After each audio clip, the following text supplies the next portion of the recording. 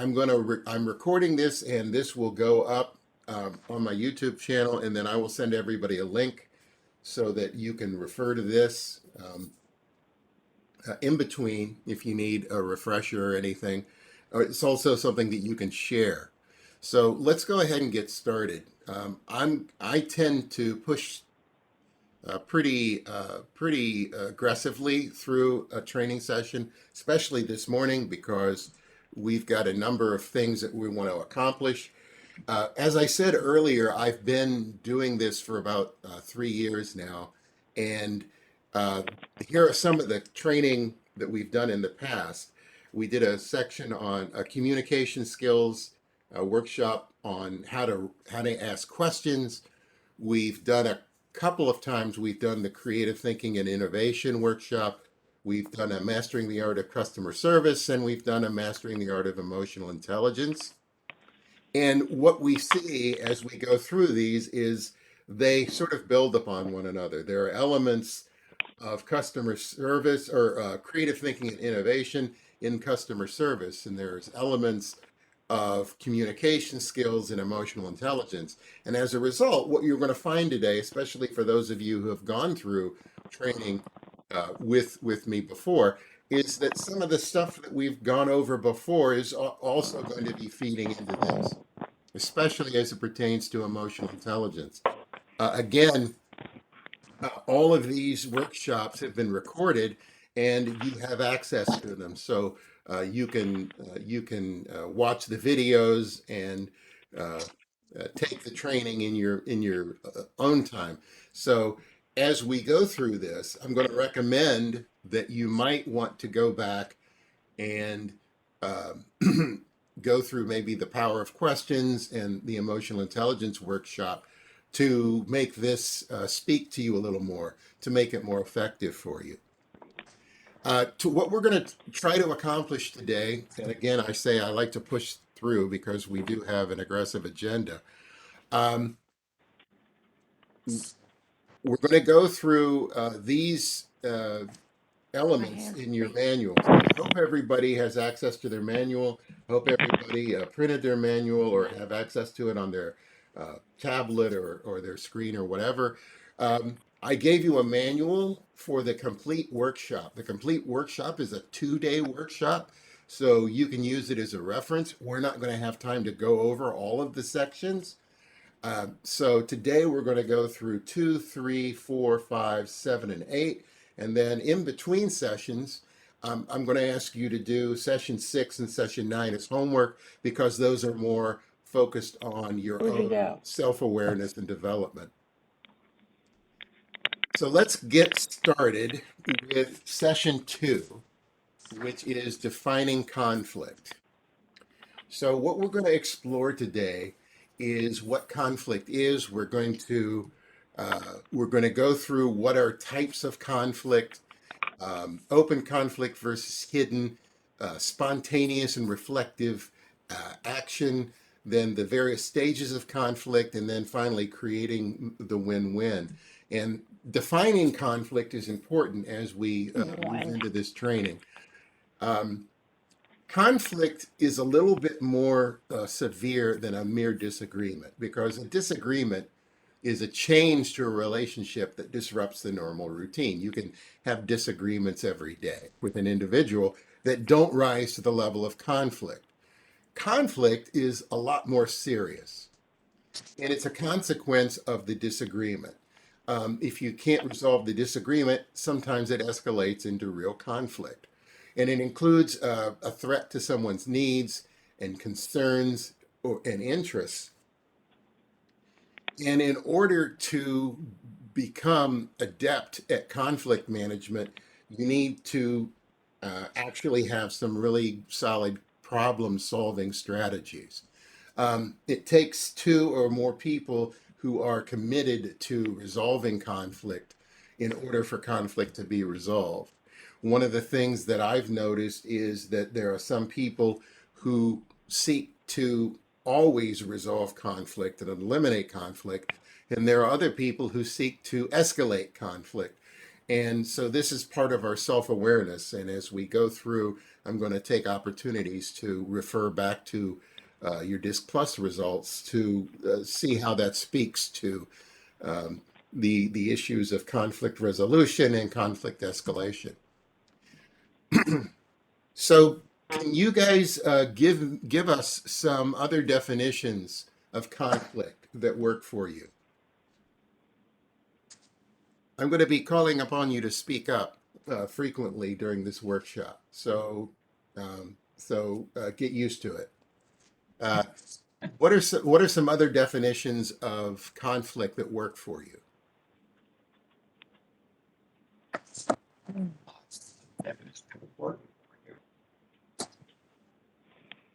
Anyone? You said ones that work for you? Yeah.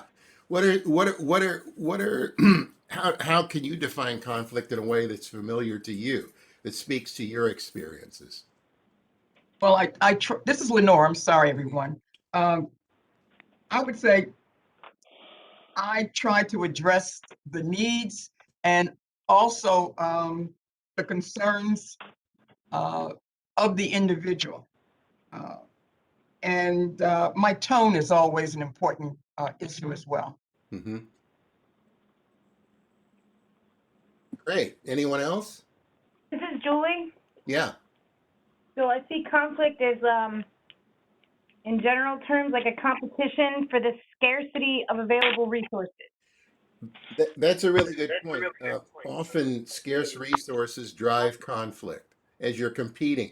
If you're put into a competitive situation, it can really drive conflict. What else? This is Z Barnes, Elzina. Hmm. To me, conflict is like hitting a brick wall. It's that you try to resolve the problem, but whatever that is between you and another person, it's like you keep hitting this brick wall and you can't get through. Okay, good. Any others? Yes, this is Melissa Shipley. Hmm. Conflict could be difference in an opinion or perception of something. Hmm. Yeah. Okay. This is Go ahead. Jesse Markham. I think conflict, for me, a lot of times the line is where problem solving ends and emotions begin.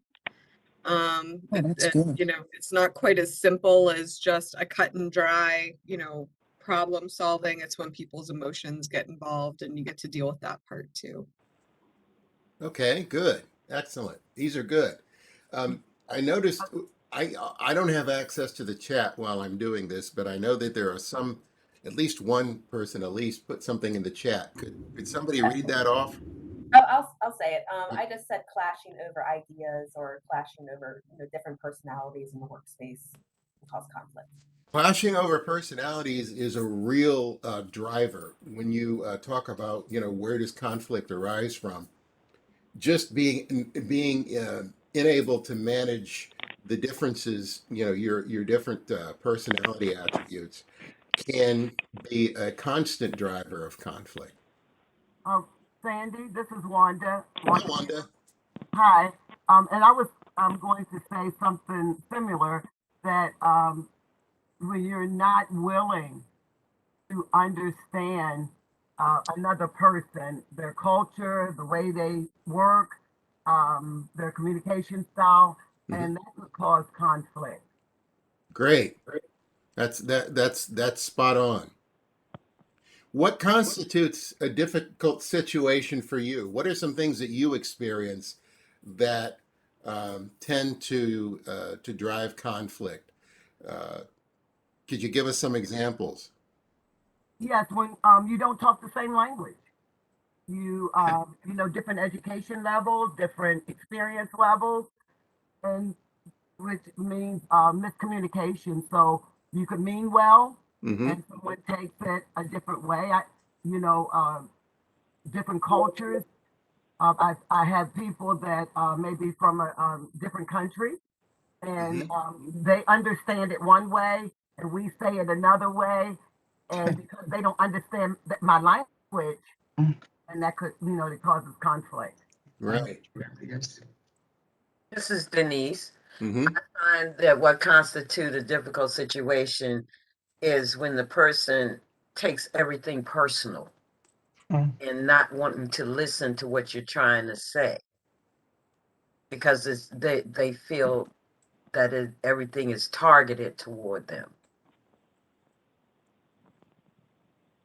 I've had that come up in my previous life. That used to come up very frequently because in my organization, um, we had a lot of the leadership was very direct and often wasn't very personal, and they because of that, the way they communicated was kind of impersonal as well, and a lot of folks, uh, you know, sort of assumed that uh, they didn't have the capacity for that type of interpersonal relationship, and that meant that uh, the stuff that they were hearing was they did tend to take it personally, and yeah, that can be a really bad situation. What else?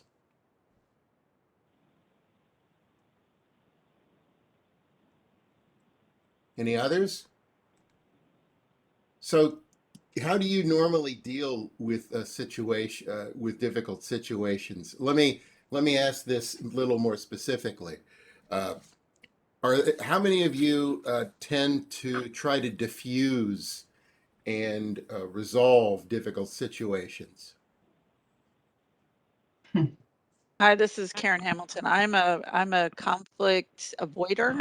I want to say that right out. And so I try to diffuse or fix the problem before it becomes a conflict. Yeah. Can anybody here speak to a time where conflict got escalated, where you were in a situation where the conflict just sort of escalated out of control? Hi, this is Barbara Bonham. I can speak to that. With the CSEP program, we deal with seniors in the program, and we're trying to, like Elzina said, my colleague, we put them in host agencies and we try to get them jobs. Currently, with the COVID situation, a lot of our participants are doing at-home training because there are no available host agencies to place them in for the on-the-job training. Mm-hmm. And so I'm always tasked with payroll. And one way to track what the people are doing at home, we have to be in touch with them at least weekly to be able to pay them. And I recently had a participant who did not want to speak to me. I'm not sure what precipitated that, Mm-hmm. but when I finally did speak to her and let her know, I really need to know what you have done over these last 2 weeks to be able to pay you. And she went ballistic. I don't know how I could have diffused. I kept trying to say, okay, it's my turn to speak now. Okay, it's my turn to speak. I don't know what to happen, what I could do with that. It turned out that later on, she sent a email to the manager saying, it is my legal right not to have Barbara call me ever again. So that was one situation that I don't know how I could have defeated, because from the beginning, she said, I want to say this to you and I want you to listen well. And I could not get a word in edgewise. So in that situation, I'm not sure. And then she said, well, and I must admit, I started raising my voice saying, may I speak now? May I speak now? And I could never get in. So she hung up on me and that was it. So I'm not sure in that case what I could have Wow. done. But that was one. And usually I don't have that. I'm usually very calm Mm-hmm. and try to diffuse any or come up with a solution. But there was no way with this particular person. So I don't know. So maybe it ended the right way. She hung up on me.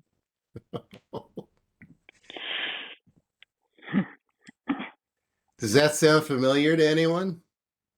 Oh, yeah. Oh, yeah. Oh, yeah. Not so much for me now. It used to be when we were in person with the customers, but not so much right now because they just won't show up.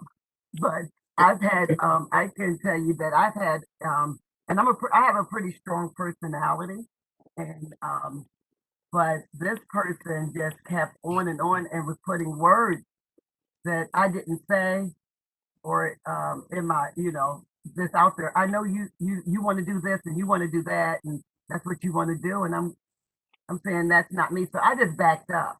But when I was reading my disc, they told me that when I get in conflict, um, I need to not back up. Just state the facts, state I just rather not even deal with it because, I always say I don't look at crazy movies in the evening because I have crazy day, so I'm just not going to go there with you. If you want to do that, go ahead. So I got to work on that, so I can speak up more. I'm going to talk about that here a little later about the DISC results because there is one of the dimensions of DISC that speak to how you tend to view conflict and how you tend to react to conflict. So I'm going to hit that one pretty hard. So a lot of times we will have assumptions about conflict. And I want to show you some assumptions here, and I want you to tell me whether or not you agree with them. The first one here is conflict is avoidable. Do you agree that with this assumption that conflict is avoidable? No. Hmm. Does anyone agree with this? This Yes. is Julie. I think some conflict is avoidable. Mm-hmm. I don't,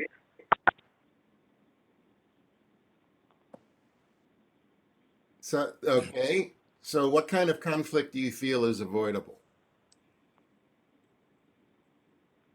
I feel like a problem resolves if preventative measures are put in place in the beginning. It can avoid a conflict that can become Mm-hmm. bigger or more involved and avoid that feeling of conflict, even if it's a problem. Mm-hmm. So I would tend to agree with that there are certain levels of conflict, especially those that are caused by our differences in our personalities, that can be mitigated. There are things that you can do to get ahead of it. Um, Speaking as an individual, there are things that you can do if you understand what type of events tend to trigger negative reactions in you. You can seek to avoid those events. In other words, if you see a train wreck on the horizon, you can learn to avoid those train wrecks altogether. So there are certain ways that you can mitigate bad conflict. But then at another level, conflict is almost inevitable. And in fact, some types of conflict are good. Some types of conflict are essential to have. And we'll get into that here shortly. How about this one? Conflict produces inappropriate reactions by the people involved. Yeah. How many of you agree with this? I would have to say, I this is agree. Barbara. I would have to say not always. Not always. Okay, give me a situation where this wouldn't uh, necessarily be true. So if you are on a team and you're trying to figure out a process to get something done and people have a difference of opinion Mm-hmm. and, some people could, really stand their ground, it doesn't necessarily invoke uh, inappropriate reaction. They're Mm-hmm. just, stubborn and won't move. So I don't agree that it always has to be that way. So I've been in some conflicts and, right. it finally got resolved, but, it took some work. You just pointed out a situation that sort of reinforces the first bullet there.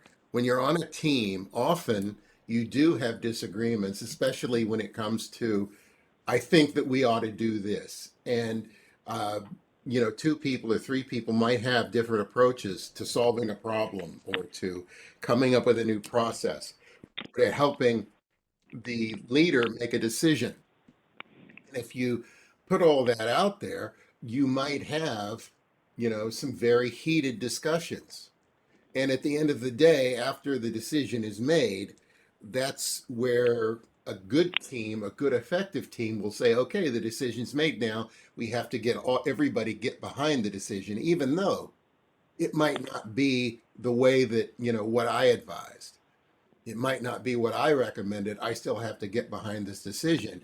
If you don't have an adequate level of trust, if you don't have good team dynamics, often that type of conflict can sort of build up and go as unresolved issues.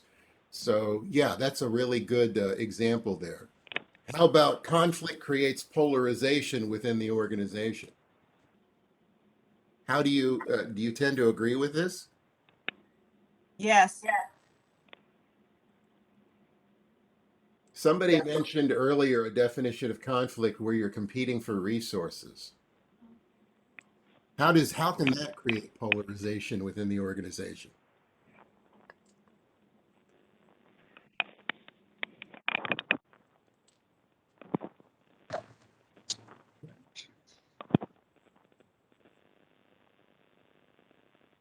Anyone? Can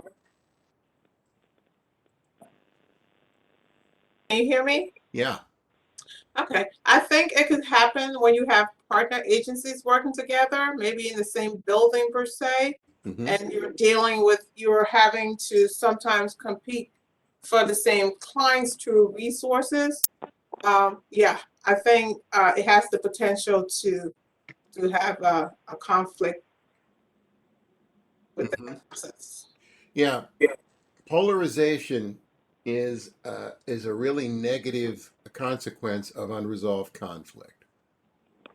We experience that in this country right now on a daily basis. We've become more and more and more polarized as a society, and that happens, the conflict level in the society rises, and that can happen in organizations as well. And there are all sorts of things that can cause that, to trigger that type of polarization. Yeah, my thought would be communication can eliminate a lot of these things, but it's the willingness. Communication is a two-way street. Right. If you aren't communicating with your customers, I've had people accuse me of saying things, and I'm just like, when I used to deal with job seekers, it'd be like, whoa, I never said that. Like Wanda said, you're putting words in my mouth. I did not say that. Mm-hmm. But it's their perspective and their communication style or their communication issues that can kind of either make these worse or resolve the situation. So communication is key. Yeah, communication is key in all of these areas here. Yeah. Open dialogue. Communication can help mitigate conflict in each one of these, to mitigate inappropriate reactions, to mitigate polarization. And then this last bullet here. How many of you agree with this? We should avoid conflict. Nope, I don't No. agree. No. And As avoid. we've said before, some conflict is inevitable. Yeah. Some conflict is good. Constructive conflict is No. good. Because, if everyone thought the same about everything and agreed on everything, Mm-hmm. what kind of society would we live in? Mm-hmm. It's a Yeah. cookie cutter type situation, and no one, the people on this line, we all work in different agencies, and a lot of times we have conflict with each other. But that just because you disagree with me, you don't have to be disagreeable. And so Yeah. it's not, you shouldn't avoid it. It's a healthy Mhm. way to do it. State your case, and we kind of meet in the middle of the road and keep it moving. Excellent. Very good. So let's talk about some of the positives and negatives associated with conflict. Here are a few positives. As you said here, it helps people see other options or others' points of view. This is very important when it comes to problem solving. And, you know, a lot of times when I hear somebody's other point of view, it spurs a thought in me. I might have an idea that builds off of their way of thinking. So it also spurs creativity. It also helps to clear the air and it leads to better decision making. So, what are some other things that maybe we haven't talked about that you might see as positives related to conflict? You could grow as a person and Yep. realize that your perspective isn't the only perspective. So, you know, kind of personal growth could be a positive of conflict. Mm-hmm. Great. You, What you else? can, you can open up dialogue, you know, over the differences that you are involved in. You could partner up, you know, because then if I'm your partner, Yep. Yeah. that would help the situation. Develop a partnership. Can anybody think of other positives? If it's handled well, it can actually build trust between the two parties. Mm-hmm.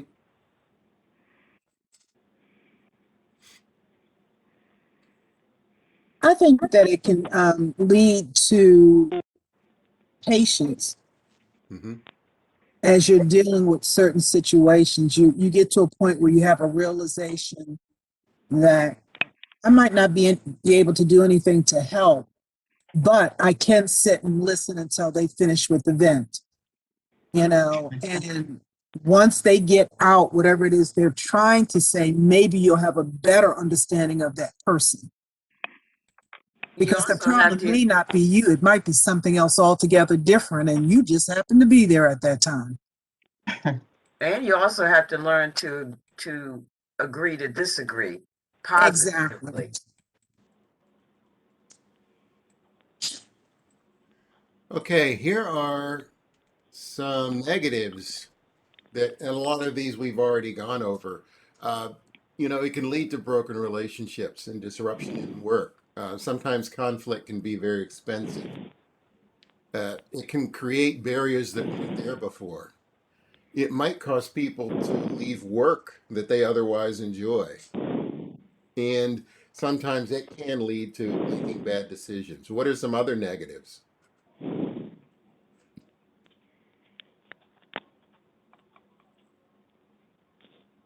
Violent. First thing, I'm sorry. Violence.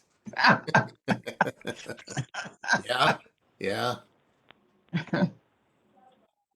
yeah. I That's think that cause there a are lot times of when some of them are not, some conflicts are never resolved. It's just, Ongoing. and if it's not resolved, it continues and it can agitate, and then that will lead to the broken relationships, work disruptions, Mhm.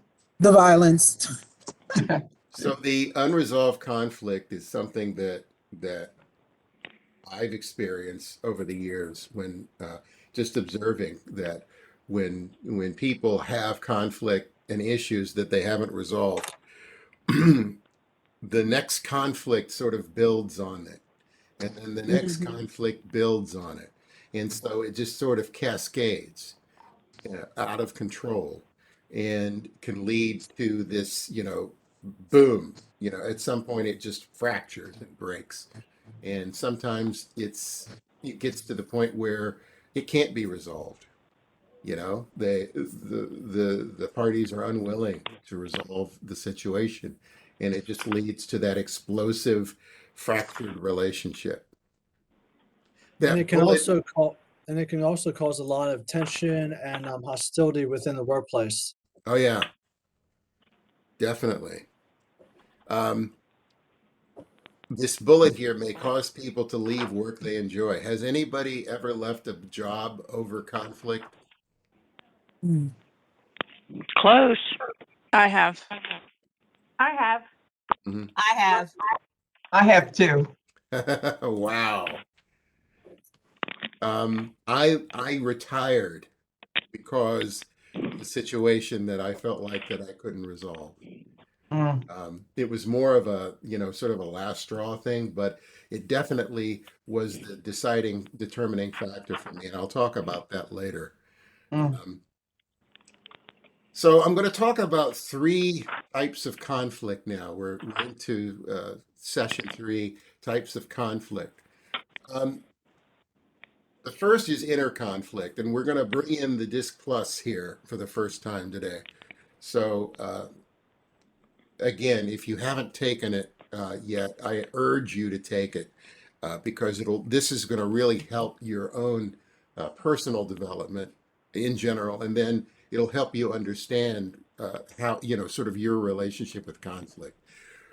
So, inner conflict is your personal reaction to a situation or decision.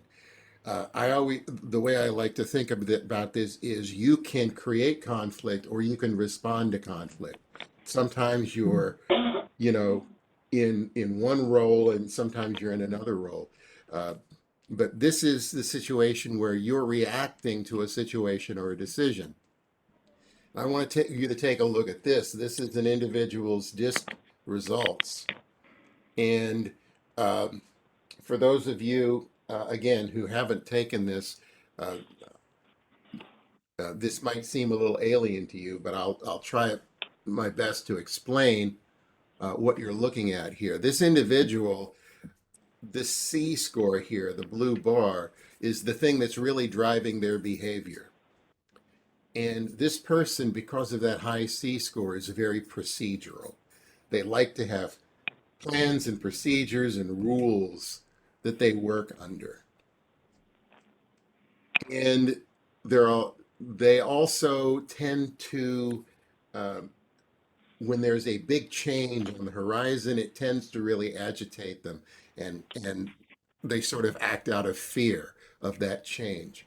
So if this person relies upon their daily routine, there are a lot of things that you can do to frustrate and upset and create inner turmoil with this person. Anything that you do to change their routine, anything that you do that eliminates precision and quality, anything that you do to come in and say, okay, here's a total new procedure. We're throwing out our old procedure and we're coming in with a new procedure.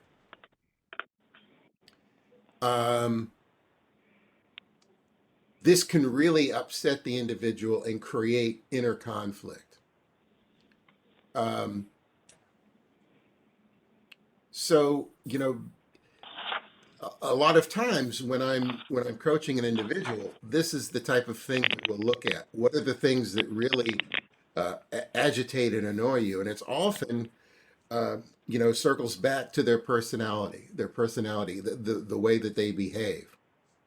Another thing that might not be as obvious about this person is this D. This low D score here indicates that they're very contemplative.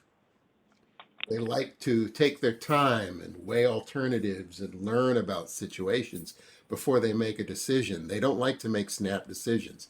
But if they're in a situation where they're like high velocity crisis mode, where they're forced to make decisions, really fast decisions, like let's say this person was a nurse in an emergency room where they might have to make snap decisions in a very high velocity uh, situations coming on an everyday basis. This could really cause some inner conflict with this person because they want to be procedural, but they also want to take the time to make decisions, and they often, if they're not afforded that time, it can be a real stressor for them. So the next type of conflict is interpersonal conflict between one or more individuals. And let's talk about, the things that we alluded to earlier about how different personalities can cause that interpersonal conflict. Here we've got the same person on the left, but a different person on the right. And this person You can see by the bars here is kind of the opposite in just about every area here. Um, they're they're they're very different individuals. The person on the left is more introverted. The person on the right is more extroverted. The person on the left is more procedural. The person on the right is more freeform and loosey-goosey and dynamic. They don't care so much uh, about set procedures and things. They like the new and the different, and they like to experience new things. The person on the left likes to take their time to make decisions. The person on the right likes to make snap decisions. Boom, boom, boom. And they can often, because of this high D score here, they can often be perceived as being angry a lot because of the energy that they put into making decisions. And they say, "Oh, I don't want to deal with this. Let's just do this. This is an obstacle in my way." And so they can come across as kind of angry or short. And so these two people, if they don't understand one another, um, these interpersonal differences here can cause a lot of conflict on a daily basis if they're working side by side. Um, you know, it can come up in how they just relate to one another. Um, Generally, it can come up to with the time when they're trying to advise the leader on how to make a decision. Um, they could come up. They probably approach problem solving very differently, and they come up with very different ideas based on their behaviors. This person might come up with ideas. The person on the left might come up with ideas just to, well, okay, there's a problem, but we don't have to throw the everything out of the window. We can just improve. We can incrementally improve what we're doing. The person on the right might say, hey, no, no way. We got to throw everything out and build something new. And these are just, the interpersonal things. When I am doing a team building type workshop, these are the things that I look for within the team. How do people really relate to one another interpersonally, and how can we mitigate those situations just by understanding, okay, here are the ways in which we're different, and here's what we need to do to manage those differences. And then it even gets deeper when you get to beyond behaviors to go to motivators, to go to values. And these are the things that we don't see in one another directly. I can observe how you behave, but I might not understand why you behave that way. The person on the left is driven mostly by the need to do things their own way. And they're also quite altruistic. They like to help others. The person on the right is more driven by economics. They want to make money.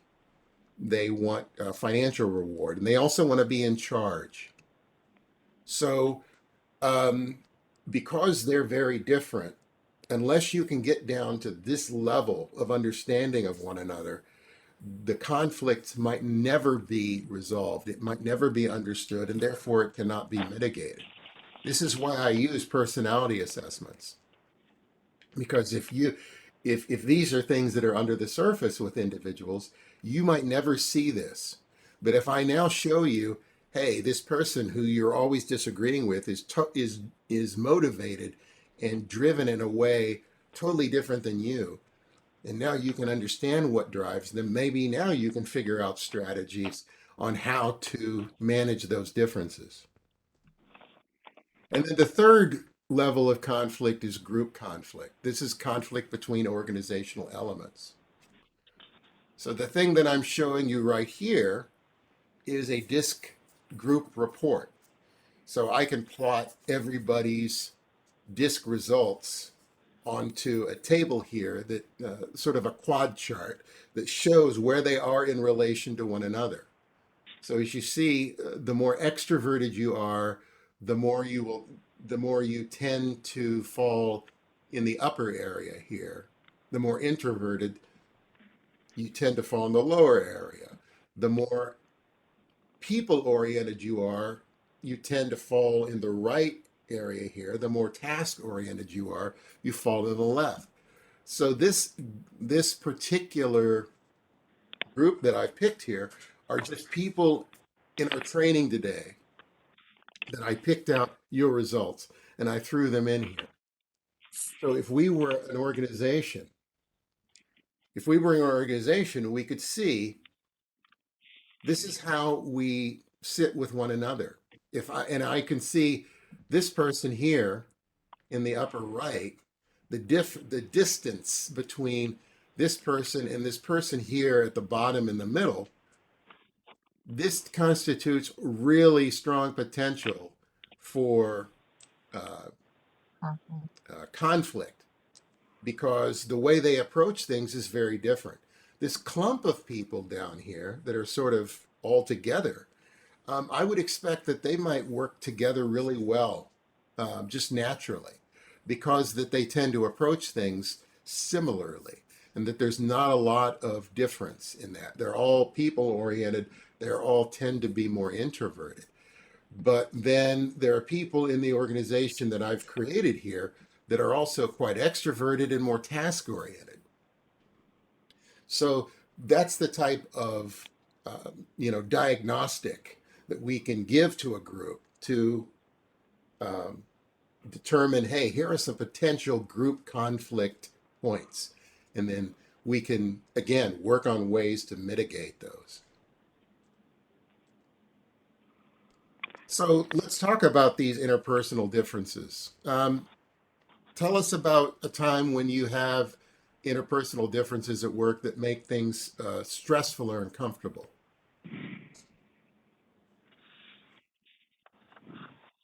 Do we experience that?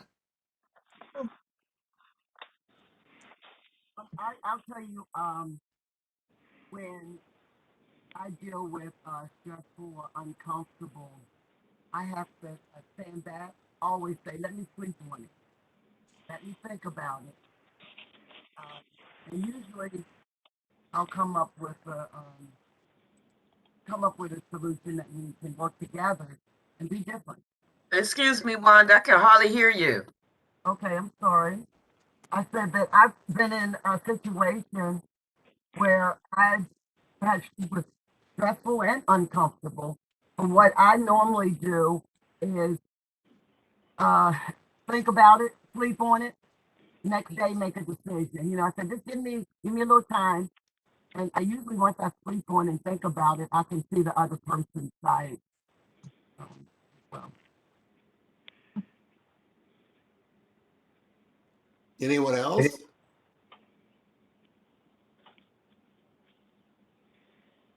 This is Barbara. I can think of two in particular, and my foresight showed me that there would be no resolution, so I left the job. Wow. It was that serious.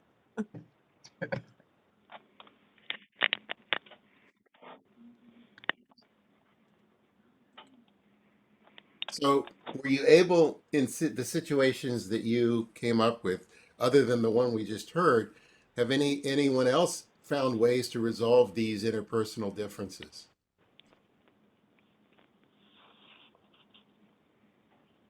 Kind of like what Wanda said, is just take some time, because if you're in a hot moment where you're at the point where you could say or do something that could really damage the relationship that and like, you're not going to quit, you're not going to leave, but you have to keep working with this person. You need to just walk away and come back to it, so at least you are in a cool head, in a cool space, clean, so that you don't do or say something that you're saying out of passion versus, my husband accuses me of being very Vulcan. I'm very logical, but I can be logical to the point where I'm annoying because I won't let something go because I know I'm right. So I will hammer it and hammer it. And so I need to, and then I become a Romulan. So, where I'm showing my nerd, letting my nerd flag fly. then I will go from Vulcan to the opposite end of Romulan and totally lose my mind. So Mhm. it's kind of like I've got to balance that. I've gotten much better as I've gotten older. Mhm. I've mellowed quite a bit, but still it's that, kind of not getting to that point where you cross the line and Mhm. and recognizing that in yourself and not letting someone push your buttons. Yeah. I like that. This is Lenore. I was thinking that whatever is going to be workable, let's see how we can work through this. And then if that doesn't sort of connect, then I would say you have to move on. But I can't, like Barbara had said earlier, going back to my previous situation, there was no way to resolve it. Once someone threatens you, you have to sort of move on because you don't know what the outcome's going to be. So Mhm. that was in the past, but I would say finding ways to resolve the differences. Let's see what's going to work. Let's try it the way they suggested. If that doesn't work, we'll come back to it and go in another direction. Mhm. Excellent. So we've heard a few of these. Has anyone else left because of differences between yourself and someone else at work? Well, sometimes you leave and you don't leave. You're not there. Mentally, you're physically there, but you're not there. Mhm. So different ways of leaving. Now, I agree with that. I can definitely speak to that. I had a situation where the person was the type that they're never wrong, ever. No matter how wrong they are, you prove they're wrong, you show them that they're wrong, but they're never wrong because you're wrong for even thinking that they could possibly be wrong. So what you do is you take yourself out of that situation. You pick your battles. Yeah. When you have someone that can't see beyond themselves, once you recognize that, the thing to do is move away because you don't want them to get more angry because no matter what you say, it's going to make them mad. Mhm. So you just move away, you let them have their peace of mind, and oh, okay, that's the way you feel about it, and just don't say any more to it because it's a non-win situation. So let me tell you a little bit about my situation. I said that I actually retired due to a situation like this. When I used to work down in Edgewood at the Chem Bio Center, one of my roles was to lead a group of people from different organizations, some of them in the Pentagon, some of them in Northern Virginia, and then some of them in Edgewood, some of them at Fort Detrick. And we were tasked to come up with to develop a strategy in this particular area for dealing with this particular issue.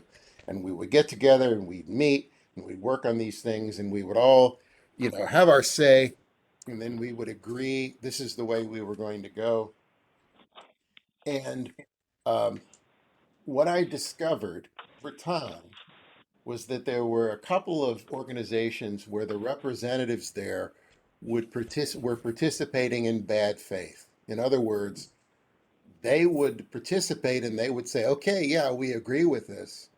And then when they left the meeting and went back to their organization, they would work against us. They would try to undo everything that we just did because they didn't Wow. agree with what we were doing. And rather than, be heard in the group and have a say in directing us, they just felt it was easier to talk to the right people and just have them undo everything that we have accomplished. And once I understood that, I could no longer trust these people. They were not participating in good faith. They weren't even a part of my organization. They didn't answer to the same boss that I did. They didn't work for the same director. So that meant that I couldn't do anything about it and that was just the way that they were going to participate. And when I realized that, I said, hey, I just can't work under this. If I can't trust these people, if we're not working to the same end, I can't work with him anymore. And I didn't really have any other alternatives at the time. And I said, hey, okay, this is just a good time to retire. I just need to get out of this environment altogether. And I ended up doing that. And I didn't want to. But over time, once I learned that that's the way these people operated, I just couldn't work with them anymore. Mm-hmm. How many of you have experienced group conflict between departments? That's sort of what I'm talking about. I know some of you, even, especially when you're talking about competing for resources and things. How many of you have experienced group conflict between departments? I've seen it,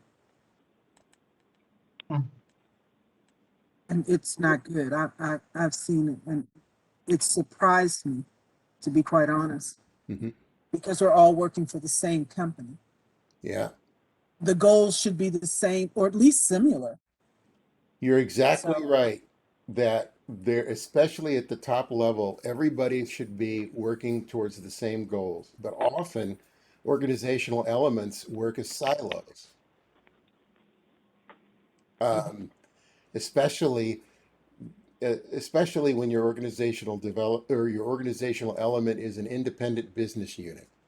In other words, they have the means to go after business on their own, and they don't have to rely on anyone else in the organization outside of their silo in order to be successful. And if that's the case, then they can often do things on their own without a regard for how it affects the rest of the organization. Two ingredients, and I'm talking about at the top level, with the management team and within your team. Two ingredients to having a high performing team. One, you have to have the same goal. And two, you have to rely on one another for your own success. In other words, I for you to succeed, I have to succeed. If I can succeed without you succeeding, we don't rely on one another. And because of that, we're really not a team. When I played football back in high school, if I missed a block, the the tailback gets tackled. So the tailback relies on me to succeed, to make that block so that he can succeed and carry the ball. That's the best way I can describe it. It's like interdependence, mutual dependence upon one another. I have a slightly different situation. I work in an organization that also has a union shop. Oh, yeah. So I am now the shop steward. And so this is a new thing for me. And so there is a group conflict between management and the lay group of people. Hmm. And the I don't know why concerns the are phone keeps valid. going in and out. Hmm. I mean, just what you said, if Maybe one the group can connection. succeed without the other group, then there is a problem. Hmm. And so that seems to be kind of where we're at. Uh, and that's about as much as I can say about that Yeah. situation. But I have recently uh, been able to see it more clearly. So here's some of the things that we've been talking about, just summarizing. Group conflict can be caused by differing goals, inadequate reward systems, mutual department independence. That's what I was talking about, silos, unequal department dependence, differing management styles, role dissection, role ambiguity, common resource dependence. That's where you're competing for the same resources, and communication barriers. I highlighted differing management styles and communication barriers because those are the things, again, that are heavily influenced by our own personalities. If I have a certain personality, it will drive my management style. If I have a different personality, I will have a different management style. And because of that, uh, I experienced this so often, especially working in a military organization, where our military leader would come in every 2 to 3 years. and you would end up saying, okay, we have to do things this way because this person, this colonel or whatever, has this management style. But then he leaves, and the next one comes in, and her management style is very different, and you would end up doing things totally differently. There were some people who would just check out, and they would say, "We're just going to wait. This person's going to be gone in 2 years. We're just going to hold out, and they'll be gone, and we don't have to listen to them while they're here." It was really interesting to understand and see, observe individuals respond to those different management styles over the years. Yeah, Sandy, yeah, it's kind of to that point, recently I became a supervisor over some staff, and I've never done that before. So I've been doing a lot of like soul searching as to leadership versus management. And so I've kind of shifted to a leadership is like to lead from my example, to kind of set a path that is supportive, but it's like I don't know how to do this, so it's kind of like I'm kind of making it up as I go along by learning from others, because I've been micromanaged, and I've been totally left to my own devices and different things that I've done in, past careers. And I didn't want to be either one of those people, because I really dislike those, types of, management styles. So it's kind of like, but it's a learning process. It's because you're going to mess up. While You're you're, not perfect. you reminded me to speak on this because there is one page in your Disc Plus report that speaks to this. It's the one that talks about your ideal job climate. So I recommend that everybody look at that page. I don't remember the page number offhand, but the one that speaks to your ideal job climate will often talk about this is the type of leader that I respond to the best. In other words, if I need a lot of freedom and independence, that's the type of leader who gives me that, as opposed to the person who micromanages me. So you'll learn a whole lot about the situation that will enable you to be successful, the ideal job climate that will enable you to be more successful. I moved on here to the next section, open versus hidden conflict. So let's talk about open conflict. Open conflict can occur because of things like misunderstandings, differing assumptions and perceptions. And then again, let's hit this again over and over and over. Different management styles, behavior patterns, and interpersonal relationships. And again, we talked about the importance of having common goals in an organization. If you have a conflict of goals, then that could be a real driver for open conflict. But hidden or covert conflict, it's a lot more difficult to deal with, and it might even be hidden from the person who's conflicted. When I showed you those DISC results and talked about the differences between people,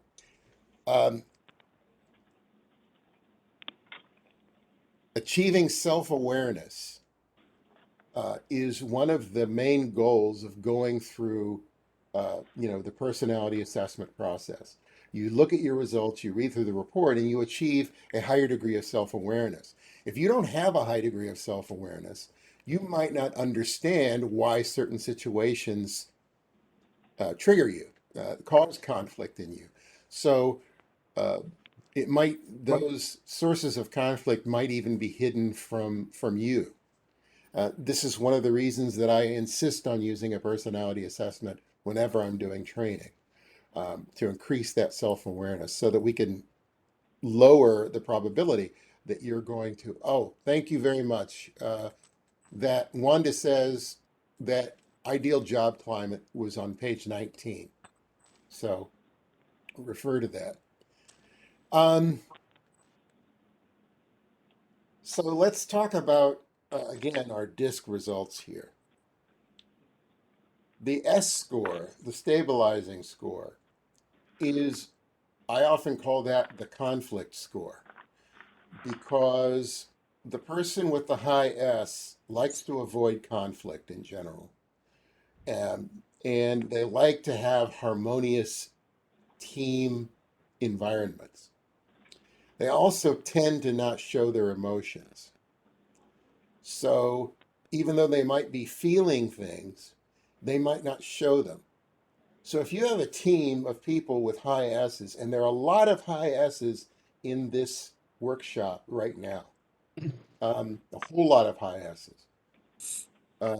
If you are on a team, you might not reveal that you're conflicted. You might not reveal where you are feeling negative emotions because of something that's happened, because you tend to not show your emotions.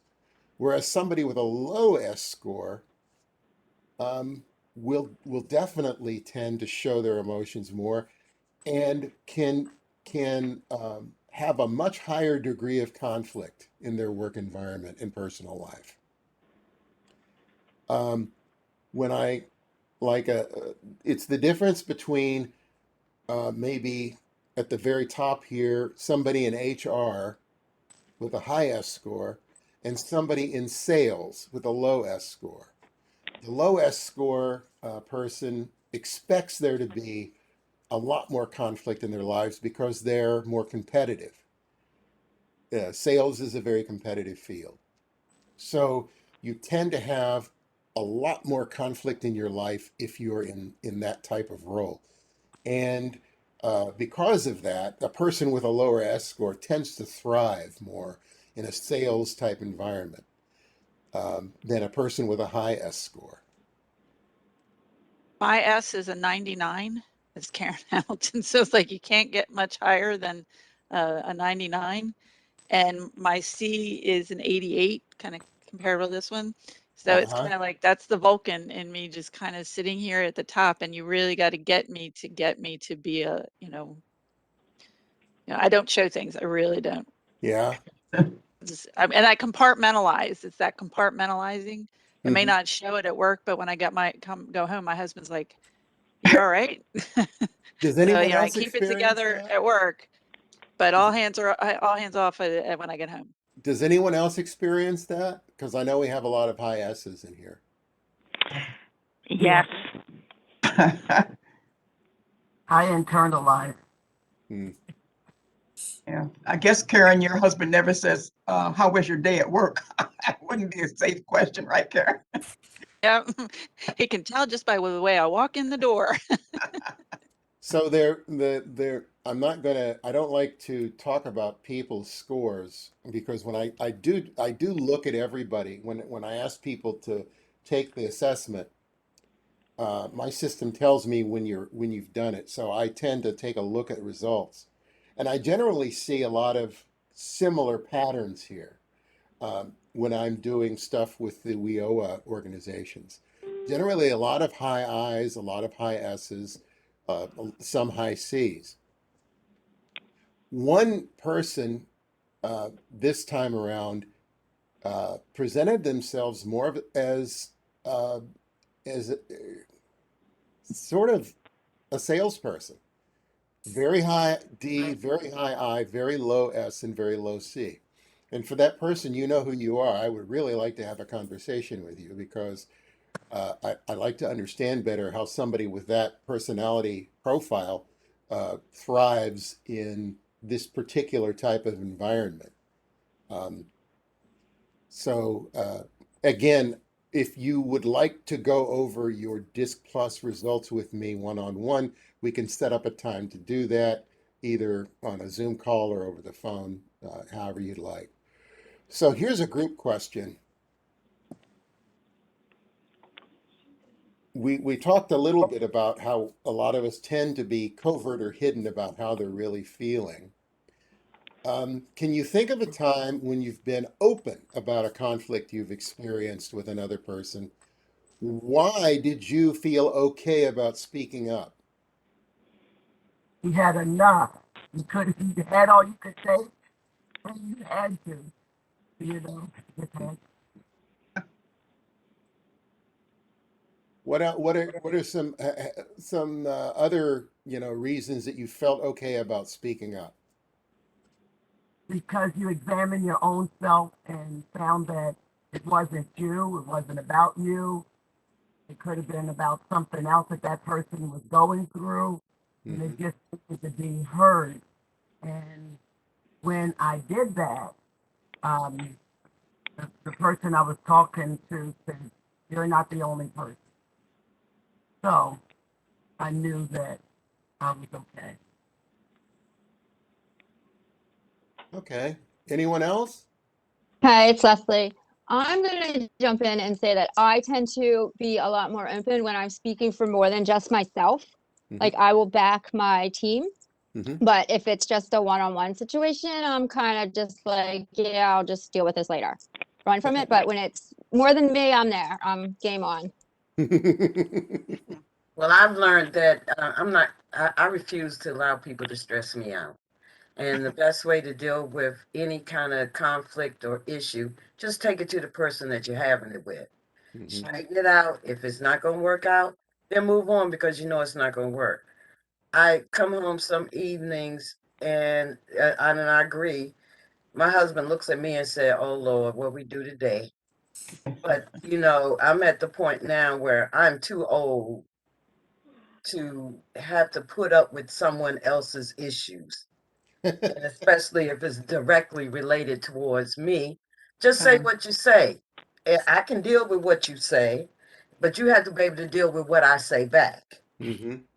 And that's where I'm at now. I mean, I can't do it no more. Stress is just not gonna do it. And I agree with that wholeheartedly. This is Barbara. I I guess I try to avoid conflict by setting the barriers and guidelines in advance. But there are times when, um, let's see how you say that. Someone is trying to tell you that you are wrong Hmm. and they are right, and they are absolutely wrong. I know that I'm right, and I can't allow that to. No, no, no. And so in that instance, um, usually calm, but I'm like, no, wait a minute. Let me show you where you are wrong and I am right. If it takes that kind of evidence to resolve it. But in those instances, although I try to avoid conflict and go along, but when it comes to my character or anything else, then I'm a bull. Character and work ethic. Yeah, and trust. If the person you're having conflict with, if it's a short-term conflict, if you trust them, then trust is important.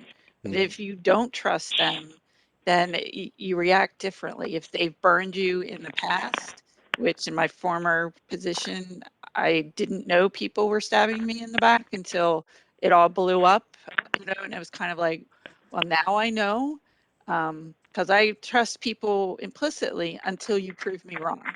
So if I trust them, and then we can be open. But if you burned me, Right. then you know what? I'm done.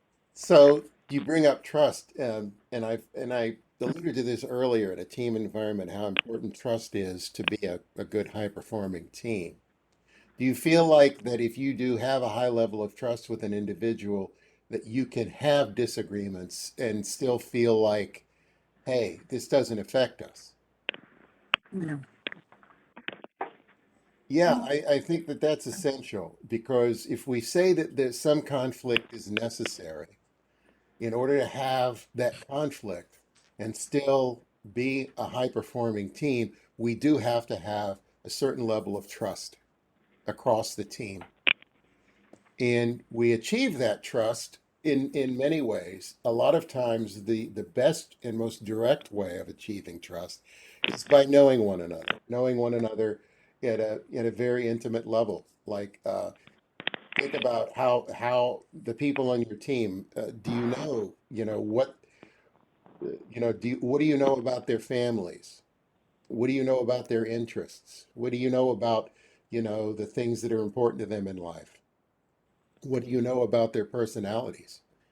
So getting that, high level of trust is really important. And a good team leader will understand that and will try to, um, cultivate uh, that trust and facilitate, achieving that level of trust.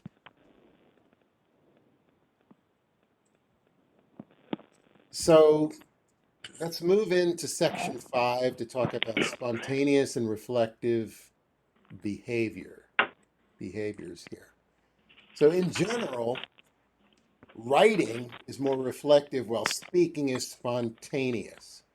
This is not universal. If you're more introverted, a lot of times you will think before you talk. If you're more extroverted, sometimes you will talk before you think, or you will think out loud.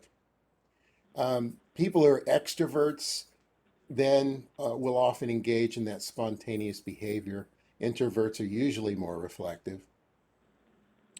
So it's interesting to look at what happens when managers change jobs or move up the career ladder. So if you become a manager, a lot of times you um, you are more reflective because that's what the job requires. You're more focused on the team.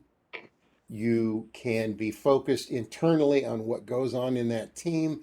You're less connected with what's going on in the organization. But the further you go up in the organizational ladder, the more you're connected to the overall organization. So you tend to see people who are more extroverted move up into those higher levels of management. Um, because and as a result of that, they tend to be the more uh, the more spontaneous decision makers, the and will essentially speak and get in front of people and just sort of say off the cuff what they're thinking and what they're feeling. So this is why self-awareness is so important to conflict resolution, because you can now, through self-awareness, identify your own blind spots. You can also understand the blind spots of others if you understand, if you move from self-awareness to team awareness. So if I know your DISC plus results and you know mine, we now have a mutual understanding, and I understand not only your strengths but your blind spots.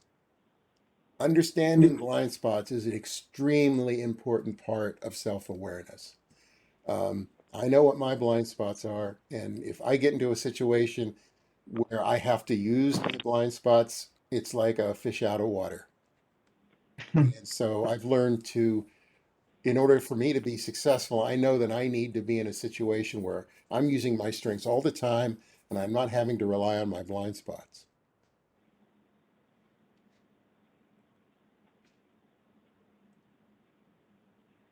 So this, um, again, the person with the high S and the high C tends to be more introverted, and therefore they tend to be more contemplative. They tend to be more internally focused and will often think before they speak, if they speak at all.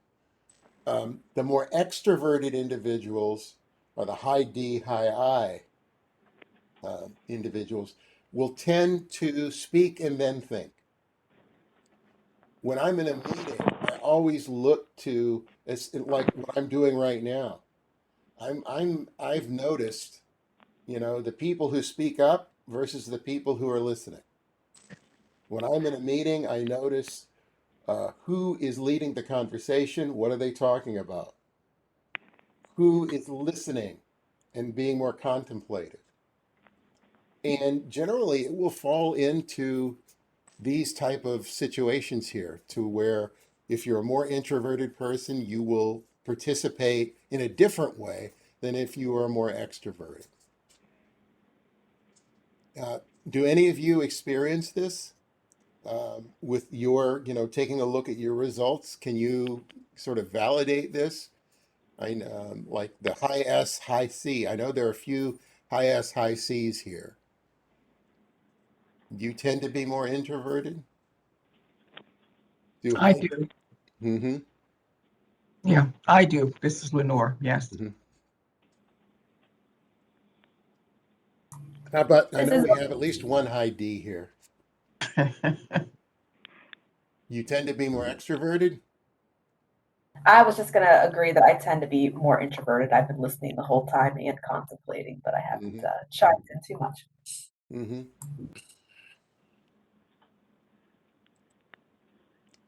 All right, we are I have, go ahead. this Go is, ahead. this is Melissa Shipley. My chart, I have a high I and a high S. That's So right. would I be like in between? Yeah. The high I drives more extroversion. The high S drives more introversion. So that's Uh-huh. it's an interesting situation to where, the thing to understand about behavior is it's not an either or. There are, you might be more extroverted um, in a team environment with your teammates and more introverted in other situations. It could be a more situational thing. But Right. when you have the high S and the high C together, um, it tends to, there's a chart. I call it the Kite Chart. Um, sorry, let me get out of this and see if I can pull up a, see if I can pull up a,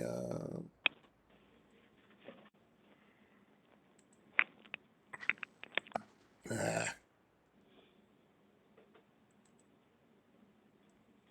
So this is a disc for somebody who I did a few weeks ago. And here it is. I call this the Kite Chart. It's on page 9, Mm-hmm. and it shows you the effect of all of your scores combined. So this person is high I and high S, like you. Mm-hmm. I just coincidentally pulled up somebody who had that. And you can see how the way you interpret this is like a rubber band where the I score is pulling you up in this direction, the S score is pulling you in this direction, and the same for the C and the D. So this is a very people-oriented person. That's how the I and the S work together. You tend to be more people-oriented than task-oriented. But you Cool. also have a very strong component of your personality that's pulling you in both the extrovert and introvert directions.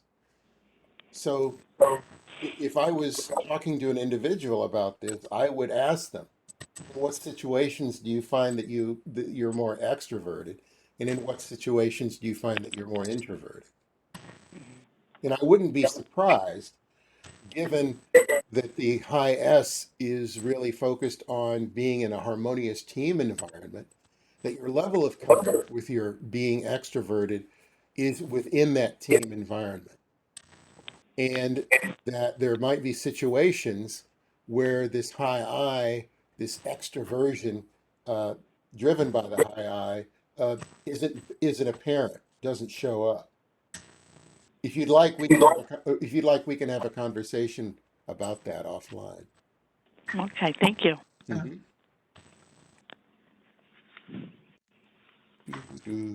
Okay, so now let's move into stages of conflict. Um, and I want to bring this back to what we were talking about earlier with, resolved versus unresolved conflict. So latent conflict, let's talk about that as being sort of the first stage of conflict. This is a situation where the foundation for conflict exists, but has not been openly expressed or acknowledged by either side.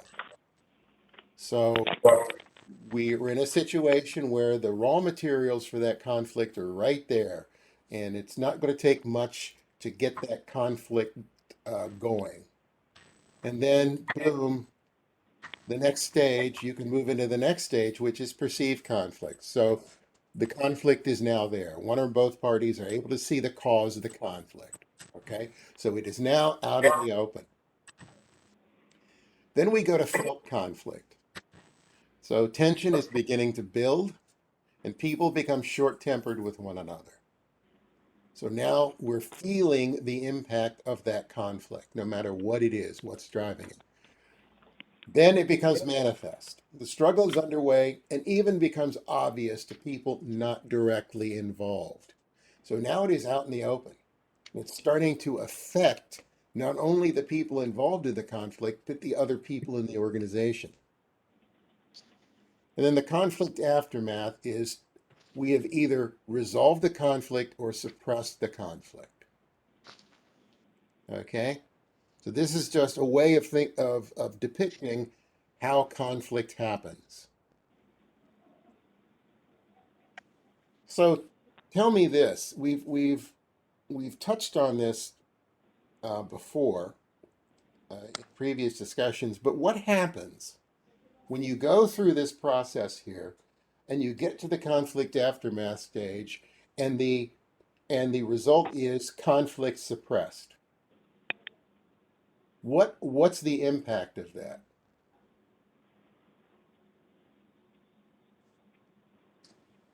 No resolution. Okay, no resolution. And what's the impact of no resolution? It continues and it doesn't go away. It comes back.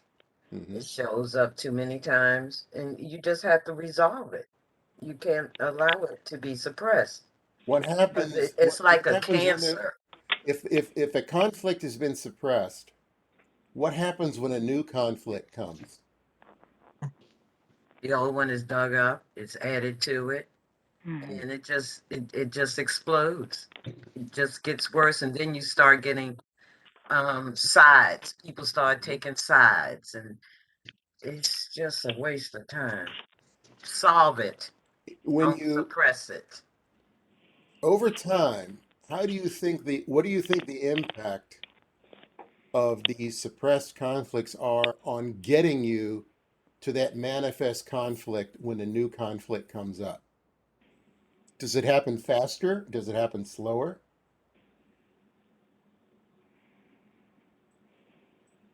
I think you skip all of the other ones and you go straight to manifest. It's like you just go, whoop, here we go. And like Denise said, it's just, Mm-hmm.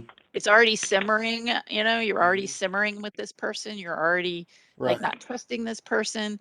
And as soon as something else, you're just going to go right back to possibly shouting at each other, possibly, Simmering is a really good way of depicting the situation because simmering water takes less time to bring to a boil than cold water.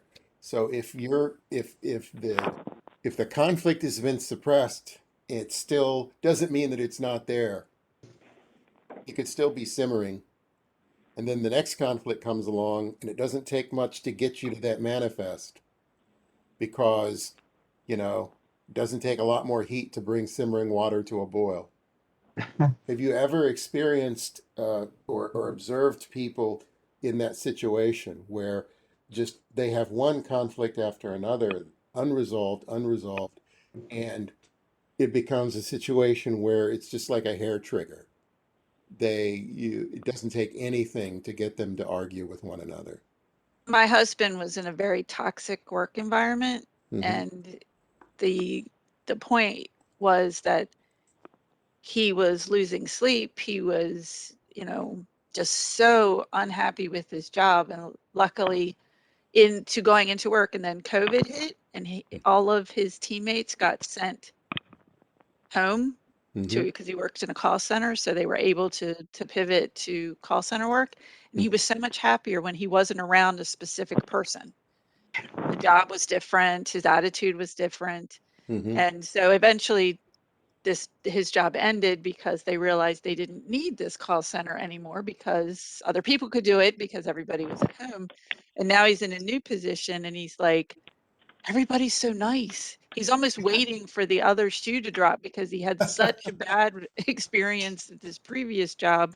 It's like he's waiting for that explosive, toxic environment, and he's not finding it, thank goodness, because Mhm. he was just miserable. But you know, it can kind of hit everything. Yeah.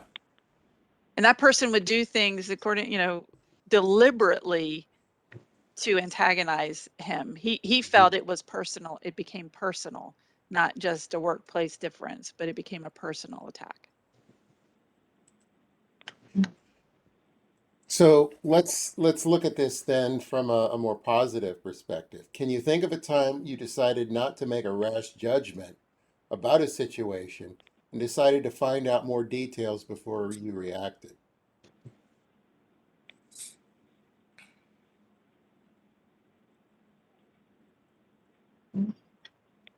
I'm of the mind where I want to give the person the benefit of the doubt. Mm-hmm. If it's a first time, you know, or you know,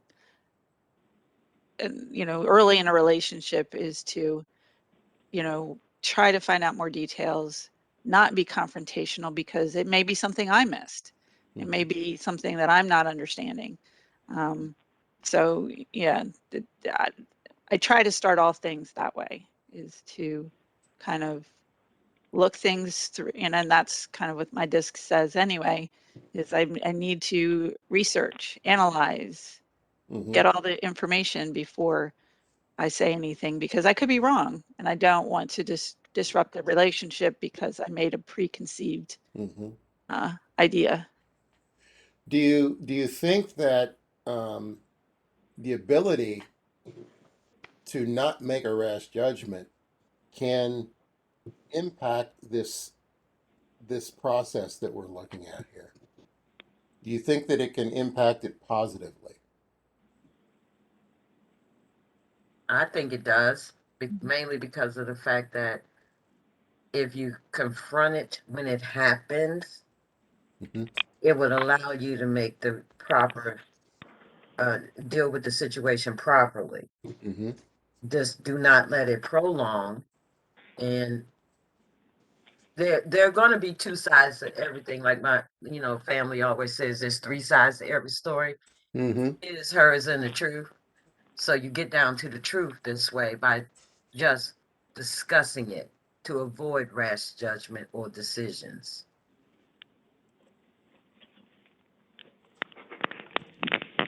Hi there. Hi. We've met. I'm Terry Carney. Oh, Tom Kenny. Oh, hi. My You're initial going to be plans. working with Wanda and Louise, right? Correct. Oh, okay. Oh, We have the same initials, by the way. that's right. I didn't think about that. Okay. I'm the business Hey, service. Tom, could you mute, please? Oh, I'm sorry. I didn't even. Okay. Thank you. Sandy, I agree with Denise somewhat, but it can go both ways because if I confront something right off, my personality is that I might be a little crazy with what I said, I'm in my emotions. And then if I sleep on it, it just builds up, and if I keep saying, okay, I'll just wait, and then it's another layer, another layer, Mm-hmm. then it can be explosive that way as well. Mm-hmm. I mean, if my personality is I have to, but I really would like to be that person that just nips it in the butt and let the chips fall where they may and handle it and be done with it versus dragging it on and on and on and then it adds layers to the conflict. That is so me. Just deal with it. Just deal with it. I don't want nobody to make me lose sleep because, like you said, you step back and you go through thinking it through and you're going to sleep on it. No, but then I'm up all night because I'm still thinking about it. This is Lenora. I have a question for Sandy. Sure. What happens when you have the individual that says, I don't want to talk about it. I don't want to discuss it. You are aware of it. Mm-hmm. What would be the next step to take? Or do you pursue saying, give me a chance, let's talk about this. We both know what's going on. So tell me, Sandy, how would you address that? My question would be, does the other person who doesn't want to talk about it perceive the conflict as, to the same extent that you do? Well, that's one way of looking at it. And I So- would say probably not. Okay. So if they don't perceive the conflict, why don't they perceive the conflict? Is it simply a situation where, hey, I don't mind having conflict in my life, and so I don't even notice when it comes up. Like we were talking about the difference between the high and the low S. If it's a low S individual who doesn't really care about conflict, that person might perceive situations much differently than you. For a high S person, the conflict might be the problem. For the low S person, the conflict is probably not the problem. They might perceive the problem to be something totally different. So if the conflict is the only problem, then the low S person might not think there's a problem at all. So I think that getting them to the table, it's important for for there to be a mutual acknowledgement that there is a problem. Getting them to that point, then I would say, okay, if we both agree and understand that there's a problem that is getting in the way of us being successful, we need to do something about it. And that gets us to the second point. Okay. Does this person need to rely upon you to be successful? If they don't, they have much less incentive to deal with sources of conflict. So that I would need to know a lot more about the situation. What is your relationship with this person in general? To what extent do you rely on them for your success? To what extent do they rely on you for their success? Are you working towards the same goals? This is sort of the best case situation where we can actually have these conversations. On the other hand, there are people with like narcissistic personality disorder, things where they're not psychologically healthy, to where these things don't even show on their radar. And I am not qualified to deal with situations like that. If relationships aren't important to you because of your of a certain personality disorder, then wow, that's where you need the professional help to step in. Okay. Again, if you're in a situation like that, I'm happy to have a conversation with you offline. Oh, no, I'm never in a situation. Oh, good. Yeah. Good. So here are some specific outcomes for conflict that we can talk about. One is a lose-lose. So there are certain ways that we get to a lose-lose, and I'm going to talk about each one of these in turn here.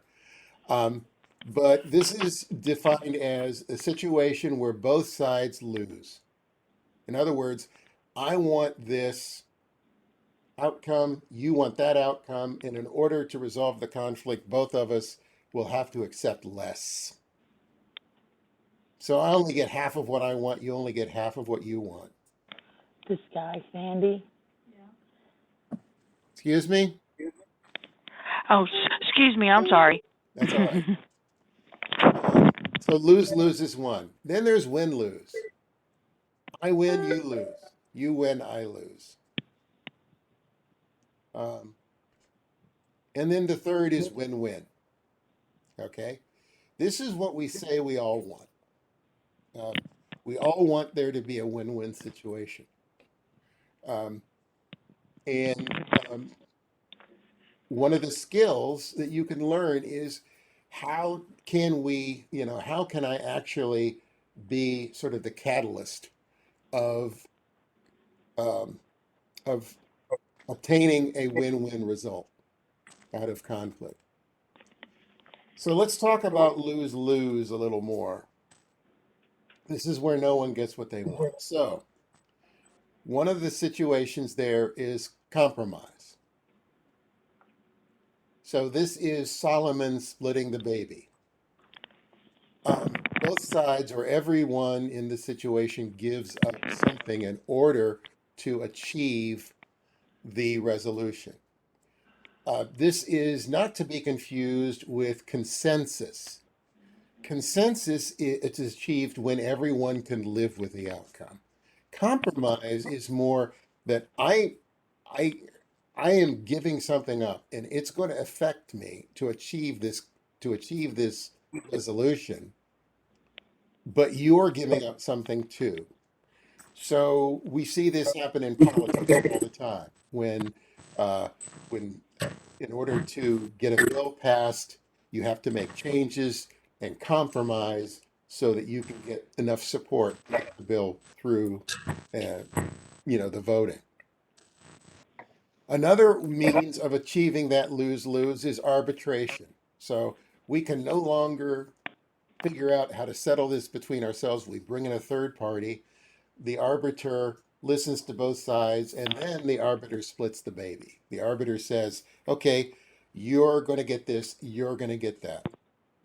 And uh, you're taking the decision out of the hands of the two individuals. You're putting it into a third party, a disinterested third party who probably just wants to get this thing resolved and get out of there, collect their paycheck. And then third is smoothing. And what that means is, hey, let's take a look at the situation. Let's take a look at your personality profiles.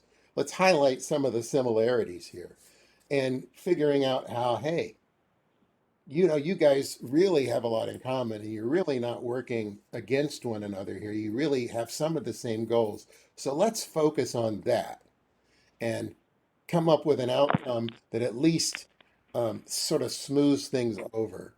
But you're still going to be in a lose-lose situation that way because you don't get what you want or what you need 100% out of it. So the win-lose is when one party gets what they want and the other does not. How many of you have been in a situation like that? How many of you have been on the lose end of a win-lose? In my past, and my life was threatened in my past. Yes. Oh, wow. Had to move on. But it was recognized. Yeah, it was recognized, and the people in charge recognized that, and we're in agreement that it would be to the best for the office and also myself. So, but that's my past. Right now, I'm working in heaven. So, Good. Anyone else? How about if you were on the win end of a win-lose? I think that when I'm on the win end, we all win. If we all, if I'm the supervisor or the manager, Uh-huh. the team wins. I mean, it's not like. But the other person loses. Beg pardon? The other person loses. Well, they can look at the other side. I disagree with that. I don't think that they lose, The question- especially if they had an opportunity to be heard. Mm-hmm. And it was a decision in the end that everybody wins. I mean, somebody's going to lose either way because you're not getting exactly what you want, but you're probably getting, let's say, about 50% of what you want. So you really didn't lose. That's more of a Just lose-lose, get the though. total.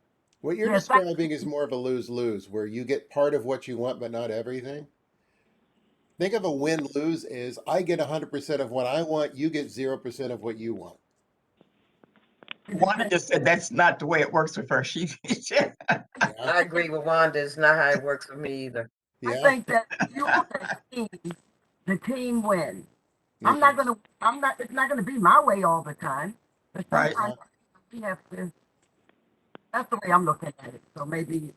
Maybe let's talk about, because there are some people here that say that you have to compete for resources. And you're either going to be in one of these two situations. where, hey, we need this many resources in order to be successful, but we only have 80% of that or 70% of that or whatever. So now we have to compete internally for those resources. So you're either in a lose-lose or you're in a win-lose, where I get everything I need and you only get half of what you need.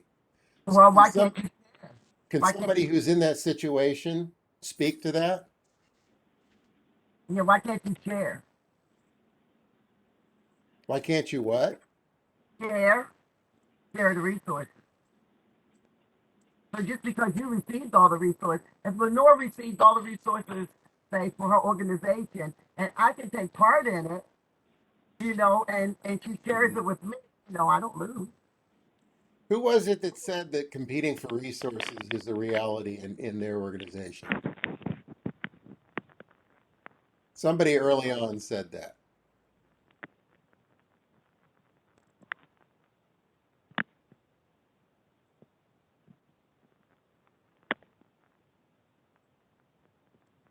Okay. Maybe I was hearing things. Maybe they dropped off. Yeah, it's possible that they dropped off. Yeah. So then again, a win-win is when both parties win. And as far as conflict resolution goes, the the more you're able to achieve a win-win, the more you will mitigate conflict. Because if both sides are happy, if both sides win, then you have gone as well as you can towards resolving that conflict. And a win-win outcome is achieved by addressing the issues head on and defining and resolving differences.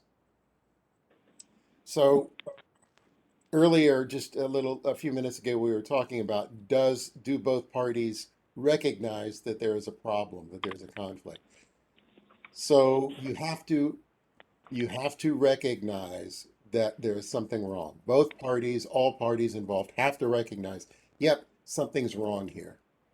Both parties have to commit to solving the problem. They have to say, I want to solve this problem. I'm willing to put forth the effort to solve this problem. And then we work towards actually resolving the conflict. Okay? So this is where problem solving skills become important.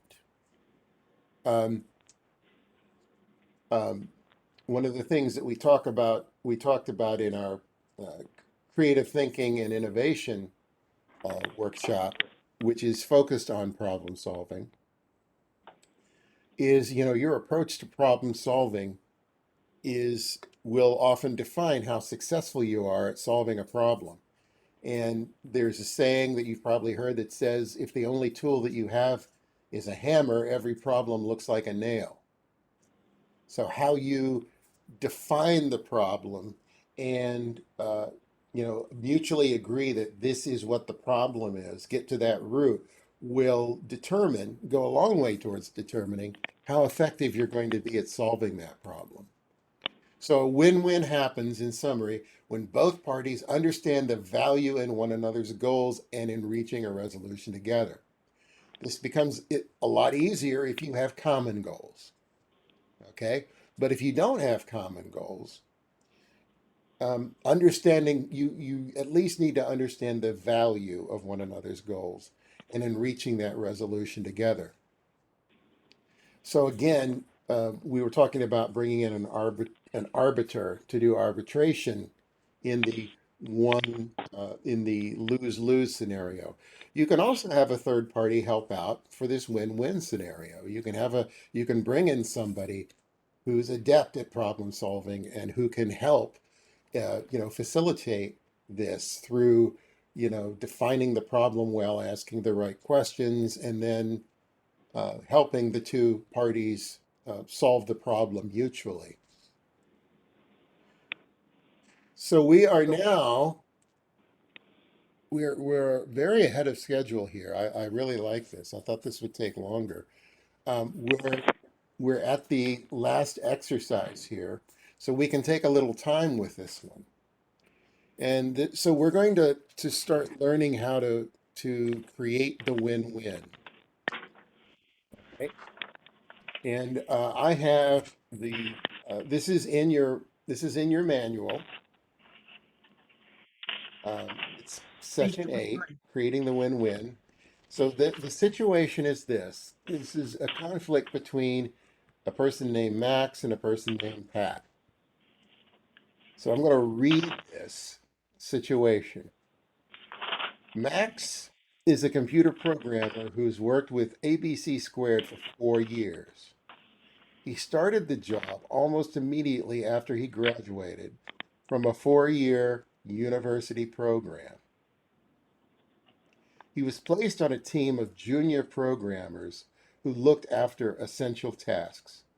After 2 years, he was promoted to a cross-functional project team where he is a senior programmer who is able to do a lot of creative, engaging work. Max is a great resource to new programmers that have joined the company, even though they are not on his current team. He does a great job answering questions for people outside his department who need some programming advice or support.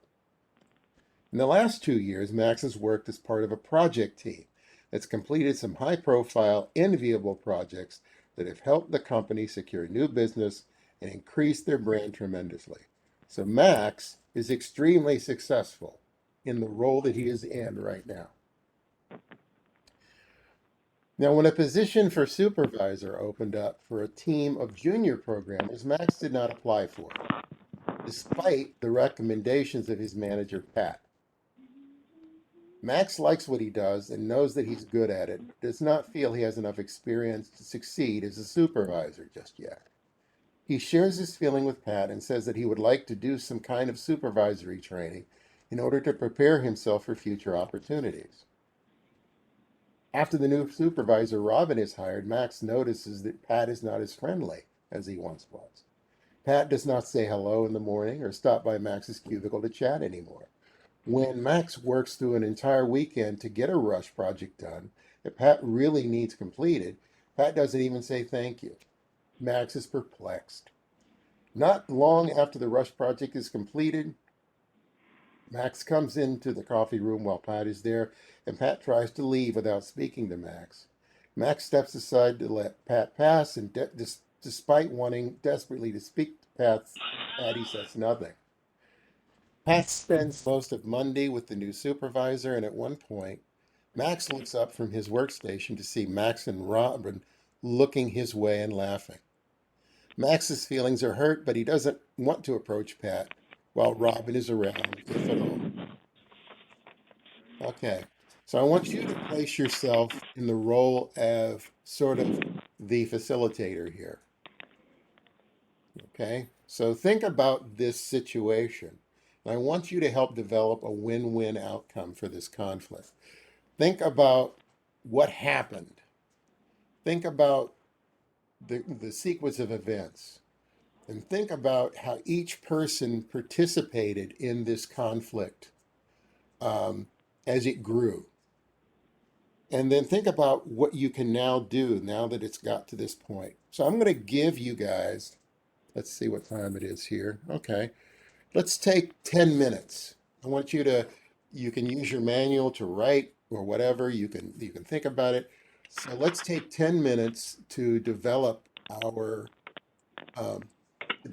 solutions here, and then we'll reconvene, get back, and start discussing the situation. Are there any questions?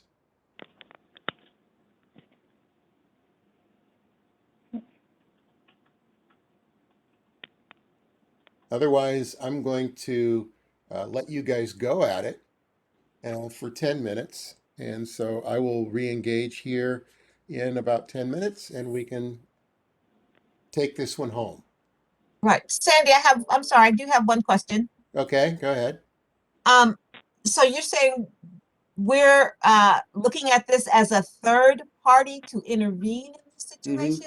Think about it, from your perspective, from the outside looking in. What could Max have done differently? What would you do now if you were exploring this to help them resolve their differences? And what are some outcomes that maybe you feel could create the win-win for them? Is this group or one-on-one?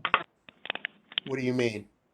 Are you going to step out, Sandy, and we're doing this vocally while we're still on? Is it one individually? How would you like to do it? Would you like to discuss this with one another? As a group? Yeah. We're in this together. So Would I don't everybody know. else like to What's the do that? consensus? How about everybody else? Oh, I'm good with that. This is an awful big group.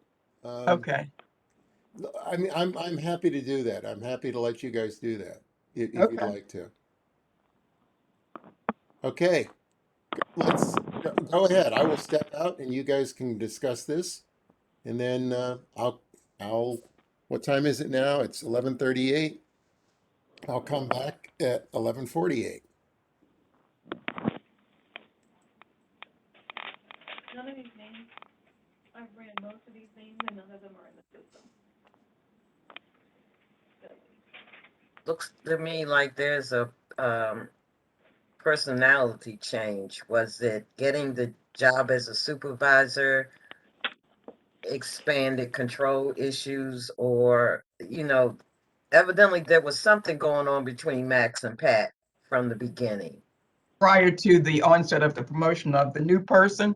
Yeah, because it just does not just happen when you get a job. It's something that was underlying. And I get the impression that the new supervisor, I don't know, is something underlying that was never discussed. I'm wondering if Pat took it as a snub that Max didn't apply for the position. So Pat took that personally. I'm wondering because, Pat and Max Yeah, seems since to have Pat's so said, I just need more training. I don't want to do a supervisor job when I don't know what I'm doing. But I agree with that. Yeah. I think that Pat just wants to be involved with, whoever's in charge, buddy with the supervisors. And since Max is below them, then he's like shoving them off. Does that make sense? Yeah. It does, but Pat is good at what he does. So why not bring the three of them together? The new person and Pat could also, help to give us some positive input, which might change some of this tension that's going on. Right. And now if Robin's got experience, have them mentor Max Yeah. into a supervisory position, because Max says that's where he'd like to be. He's just not ready for it yet. He acknowledges that. So Yeah. I think that anytime, and maybe Karen can identify with this, I can, when you were just a worker or co-worker, and then you became a supervisor, over the people that you were working with, the relationship has to change. it does. So a lot of times when that is not stated, or, everybody sit down, and just talk to, they get the wrong impression, so maybe if they all talked from the very beginning, Yeah. if that information shared with everybody at one time, and then from the start who's going to be in your corner or work with you and who's not, and then you could proceed from that. Right? I think that's one of the conflicts, is just being promoted from within. Yes, it is. It is possible that Max, thinking Pat was friendly before, was Pat kind of grooming Max for that supervisor position. And now that it's not going to become a reality, he perceives the not friendly as, just not taking the extra time with him or not explaining extra stuff or those kind of things as being unfriendly, when it's really just now he's moving his attention toward Robin, who is the supervisor and needs that training. Well, if Pat was grooming Max for that supervisor position, it seems to me that he would have did everything he could to give him the experience that he needed to succeed as a supervisor. Right. And it also states that the whole Pat's whole personality changed. She wouldn't even speak to him Yeah. Right. or avoided him in the coffee room. So there's a little bit more to, I think, Pat's issue I than think- Max perceiving that, you know, it's all different because he didn't accept it or what have you. I think there's more to do with Pat's issue because even if she thought the world of him and wanted to groom him and he decided not to take it, for her to turn her back completely on him, that says a little bit more. I think there's a little bit more to it. That's why I say there's an underlying condition somewhere. Or maybe she just felt that she could work better. She could manipulate and work better with Max being the supervisor. I don't know. Or maybe she's so used to just pawning things off to Max. And I he does find a great job of it, you know. It's something missing here. yeah. Because Excuse me, Something ladies. missing. yeah, he was a I great just worker. realized that my mute was on. I'm sorry. Excuse me, Barbara.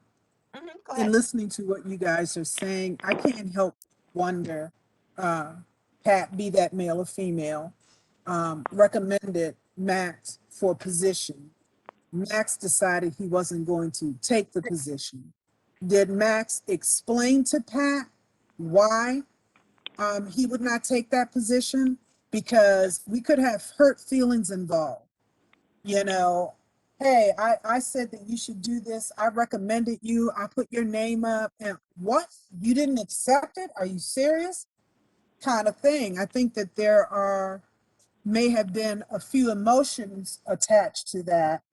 And when the new person came on, as everyone has said so far, then Pat decided, okay, well, I need to get to know this person, get this person working the way that they should.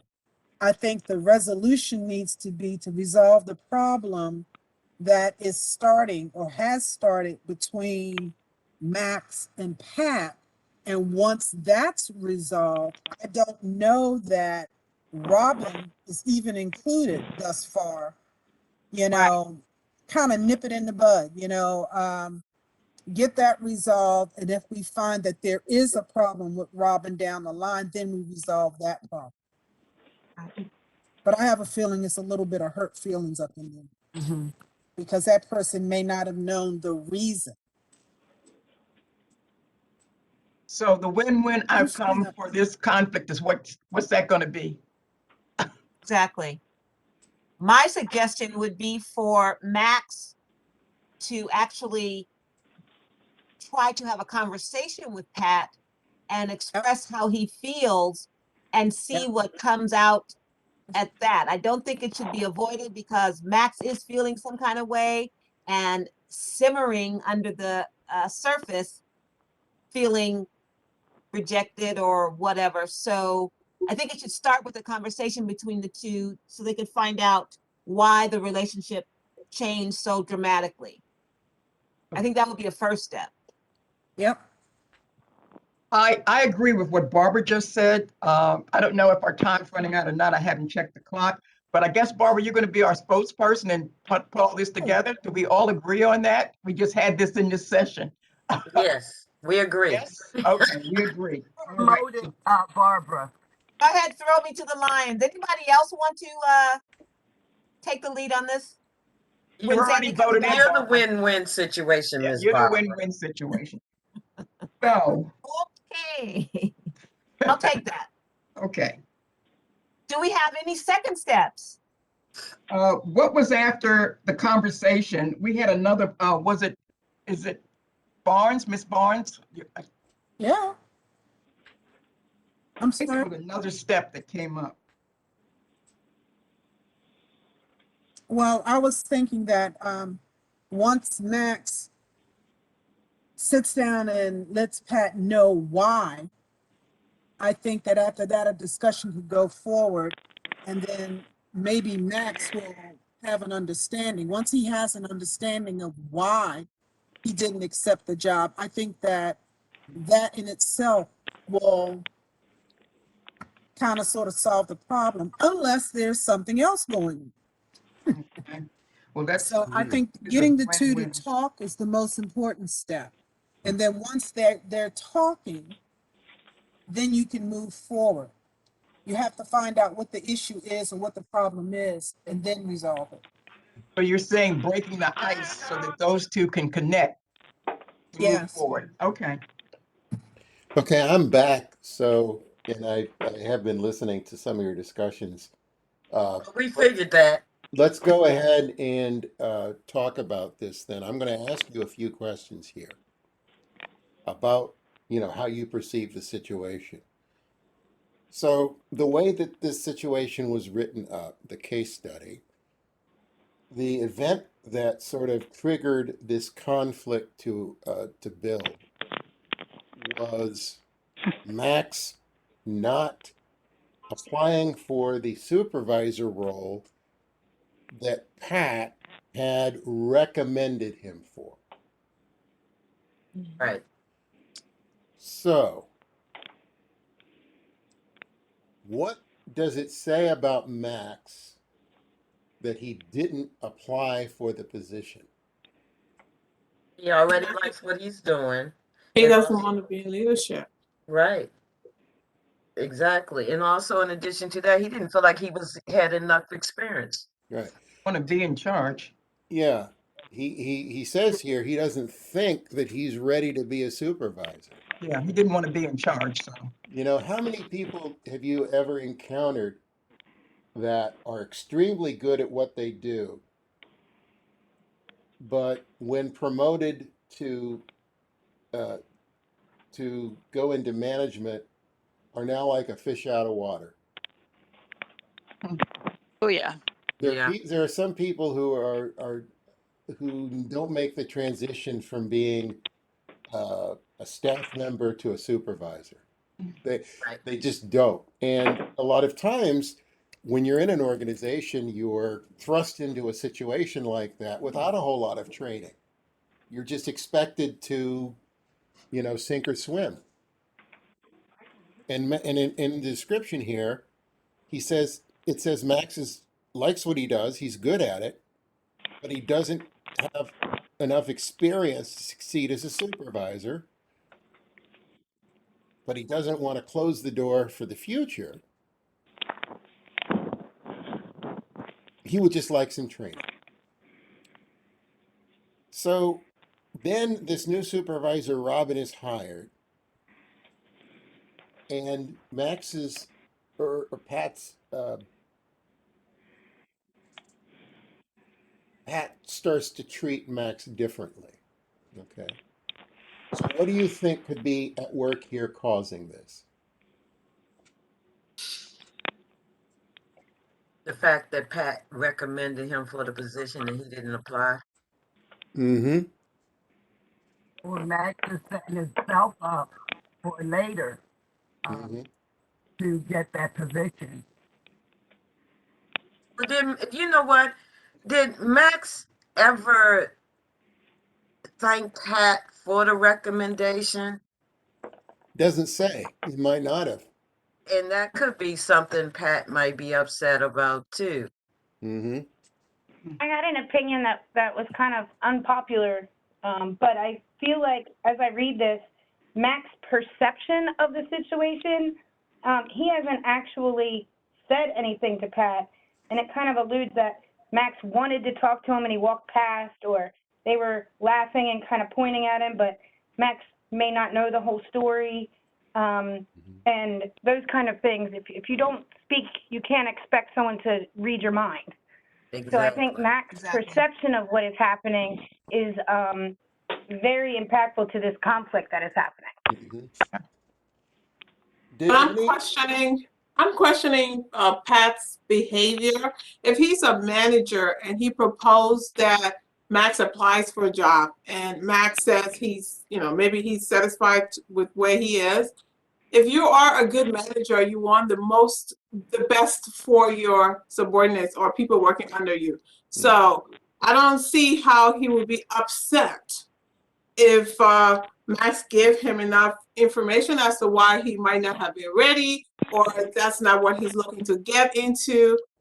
I don't see how he's personalizing this as a manager. It says a lot about his behavior. Right. Me personally, There's I some think we should unknowns care here. enough for him. There's some unknowns here, aren't there? Yeah. We don't know why. We don't know why Pat's behaving the way Pat is behaving now. Exactly. No. The change though, the real change, the before and after, the big change to the after is there's now a third party. Mhm. Robin is in the picture. So now, Yeah, if but you're Robin has walked in the middle of something. She has no idea that's happening. She she didn't know what the lay of the land was. It didn't say that she was a that's form, definitely she's possible. been an employee all this There's a time. line in this description that I think is kind of curious. And I wonder if any of you picked up on this. Pat spends most of Monday with the new supervisor, and at one point, Max looks up from his workstation to see Max and Robin looking his way and laughing. Wow. I think he knew. I think Pat knew Robin previously. Mm. Oh, okay. That happens. Have you ever encountered a situation where a new person comes in and this person, in order to curry favor with their boss, sort of props themselves up at the expense of others? Yeah. That's pretty much what I was saying too earlier. I had mentioned something like that. We don't know the conversations that Robin and Pat have had since Robin got hired. We don't know what Robin is saying about Max. We don't know what Pat is saying to Robin about Max. Mm-hmm. But besides that fact, who's the actually, okay, we're going to go with perception. Mm-hmm. Just because I see two people laughing and talking and they're looking in my direction, that doesn't necessarily mean that they were laughing and talking about me. They could have been just looking in that direction. Right. Mm-hmm. Or Let's. it could be that they Pat is singing the praises of Max, and that's a jolly thing, but we don't know that. What we do know, or I think what is fact in this scenario, is that Pat's behavior completely changed toward Max. Right. By avoiding him in the coffee room, by not stopping by like she used to. So those are facts that we know. Mm-hmm. So I think that's something that we have to look at. Yeah. But do we know for Reference- sure that Pat is like, this is something personal? Like, there's always the chance that Pat's just really busy now. Pat has a whole new supervisor to train, somebody who doesn't necessarily have the background that Max had, and Pat might just be busy working and not necessarily have the time So to this is socialize, you and guys maybe are Max is highlighting. taking You that guys are personally. highlighting and defining the problem here, because there are a whole lot of unknowns, and what this case study essentially lays out the problem from Max's point of view. Right. Max is the one who feels this way because of what Max is experiencing. The case study doesn't lay out what Pat is experiencing. So what you're pointing out here is all kinds of unknowns and the assumptions that Max has made from what's going on that he has taken personally. Or he needs to go act like he needs and just go confront him. Hmm. Thank you. So so when you're coming to developing a win-win, Yeah. what does the win-win look like and how you get there? Well, okay, before you go to that, personally, I feel Pat is being rude. There is no reason in the world why he could not say hello in the morning. There's no reason for that. I don't care what's going on, what the underlying issues. I don't care about the new supervisor. There's no reason for you not to say good morning. So there's a reason then that Max could feel the way he does, because Absolutely. Pat's behavior can be easily interpreted as being rude. Yeah, that's true. Yes. Right. So getting back to the win-win, in our group, they asked me to present a possible win-win, or the beginning of a win-win would be, since Max is feeling these things and he's uncomfortable, he should go to Pat and ask, you know, if there is an issue. And that would be the beginning, at least, of a win-win. I don't think Yeah. if he avoided this whole thing, that it would necessarily go away for him. It would still continue to be a conflict simmering under the surface. So that would be our suggestion, our corporate suggestion, that he Right. would move forward and So ask. that's definitely how you can get started. Is Max takes the action, because it's pretty clear that Pat's not going to. Matt needs to take the action to let Pat know there's a problem. Yes. There is a conflict, right? So Max comes in and says either is there a problem, or just says there's the problem by saying, what's the problem? Or maybe, what's your problem? Because I don't have a problem. Sorry. I don't have a problem, but apparently you do. So I need to understand what your issue is. And this is a way to get things rolling. But again, what does the win-win outcome look like? What does the win-win outcome look like for Max and Pat? They talk. They all work. Well, that's how you get to the win-win. But what does the outcome look like? Where do you want to be? Where do you want to be at the end of this? Finding a resolution. And what does this resolution look like? From Max's perspective, what do you think Matt wants out of this? Max, sorry, Max. What do you think Max wants out of this? He wants to know why Pat is not his friend no more, because his feelings are hurt. And Pat may not even be aware that he hurt Max's feelings. So the win-win would be to clear that up. And then the discussion would be, if another supervisor position comes up, in the meantime, Pat will assist Max in receiving the training that he feels that he needs. So from Max's perspective, he wants things to be back to the way they were as far as their relationship, right? Right. And then this training you bring up, this is kind of sort of a step, where Max is saying, in order for me to meet your expectations of me, I need some additional training. So Max is acknowledging that Pat is making, the right call, that, hey, I'm supervisor material, but I need some training. Keep in mind, somebody mentioned this earlier, Pat might be in the process of training Robin right now. So maybe Pat's expectations were that a new supervisor doesn't need to be trained. He'll take care of that. I'll bring this person in and I will make sure that this person is prepared to do the job because I'm going to mentor them. The mentor-mentee relationship is something that I think Max needs to explore with Pat, don't you?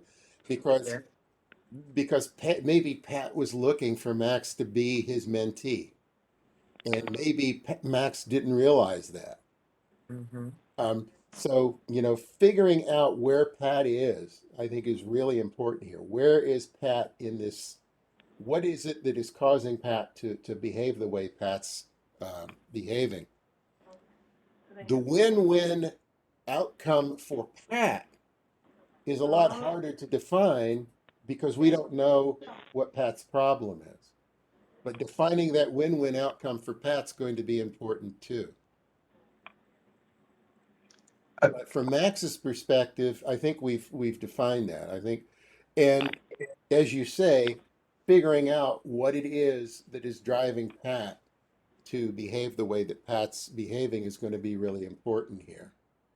One of the things about people in management or a supervisor, you may have the knowledge to be the supervisor, but you have to have good people skills too. So knowing the situation, prior to that makes a big difference as well.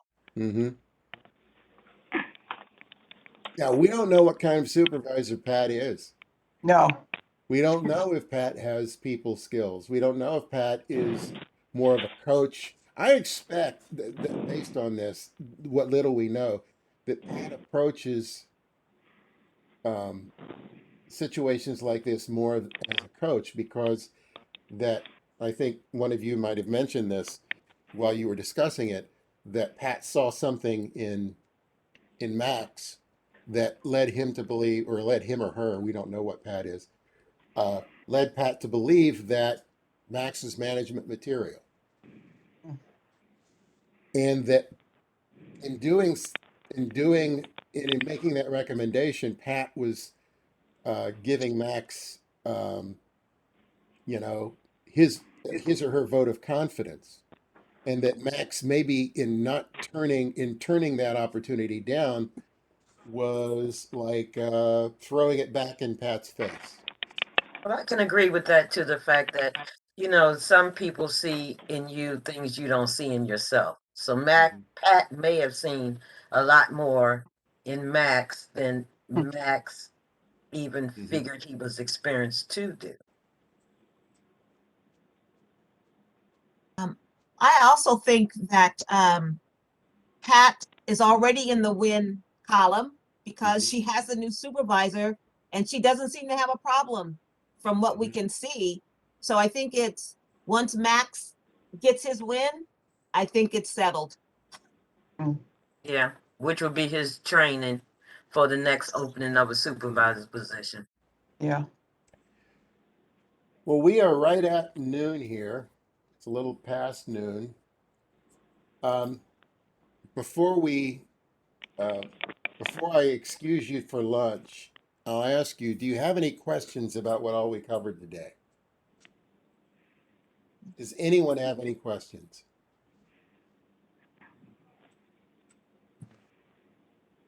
Sandy, Lenore, I don't have any questions, but could I say this? I'd like to thank Barbara, and my apologies for taking over like that.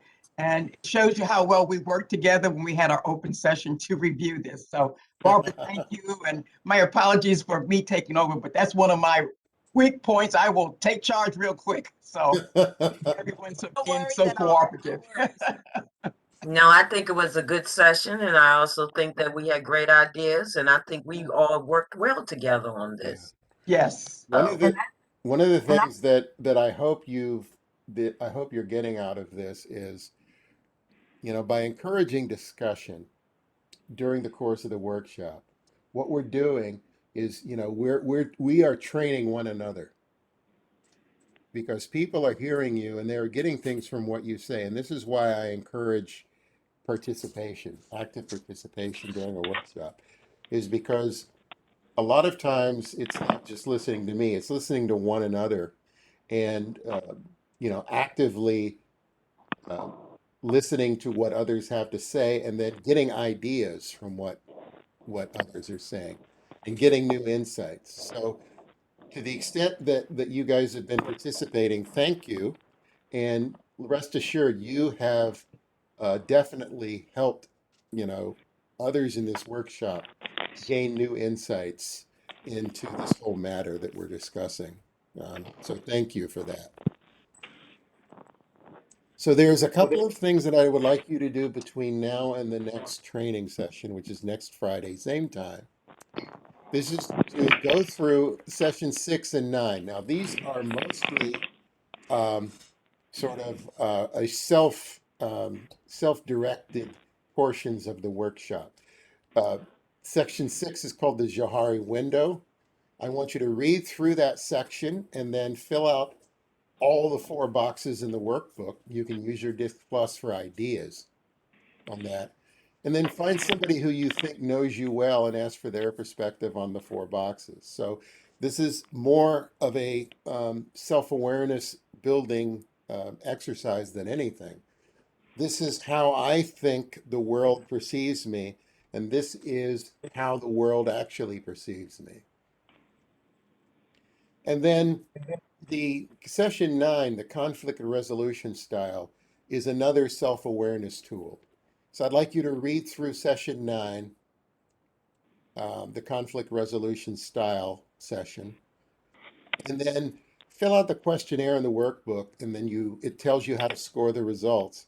And then place your results in the conflict grid. The conflict grid illustration there is on the left. Because we talked about the different styles, the different outcomes of the way conflicts are resolved. So you've got like a smoothing style here, you have a problem solving style, an authoritative style, and an avoidance style. See where you fall in that grid. And if you'd like, you can communicate those results to me. I always like to take a look at those results and then compare them to your Disc Plus results to see, if there's consistencies there. If your Disc Plus speaks to where you ended up on this grid. Again, I'll ask, are there any questions? Yes, Sandy, I have a question. I don't have you on my schedule for next Friday.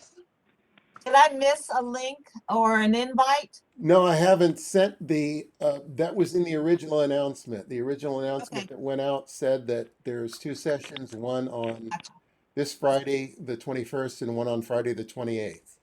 Got you. I'm sorry, I missed that. That's okay.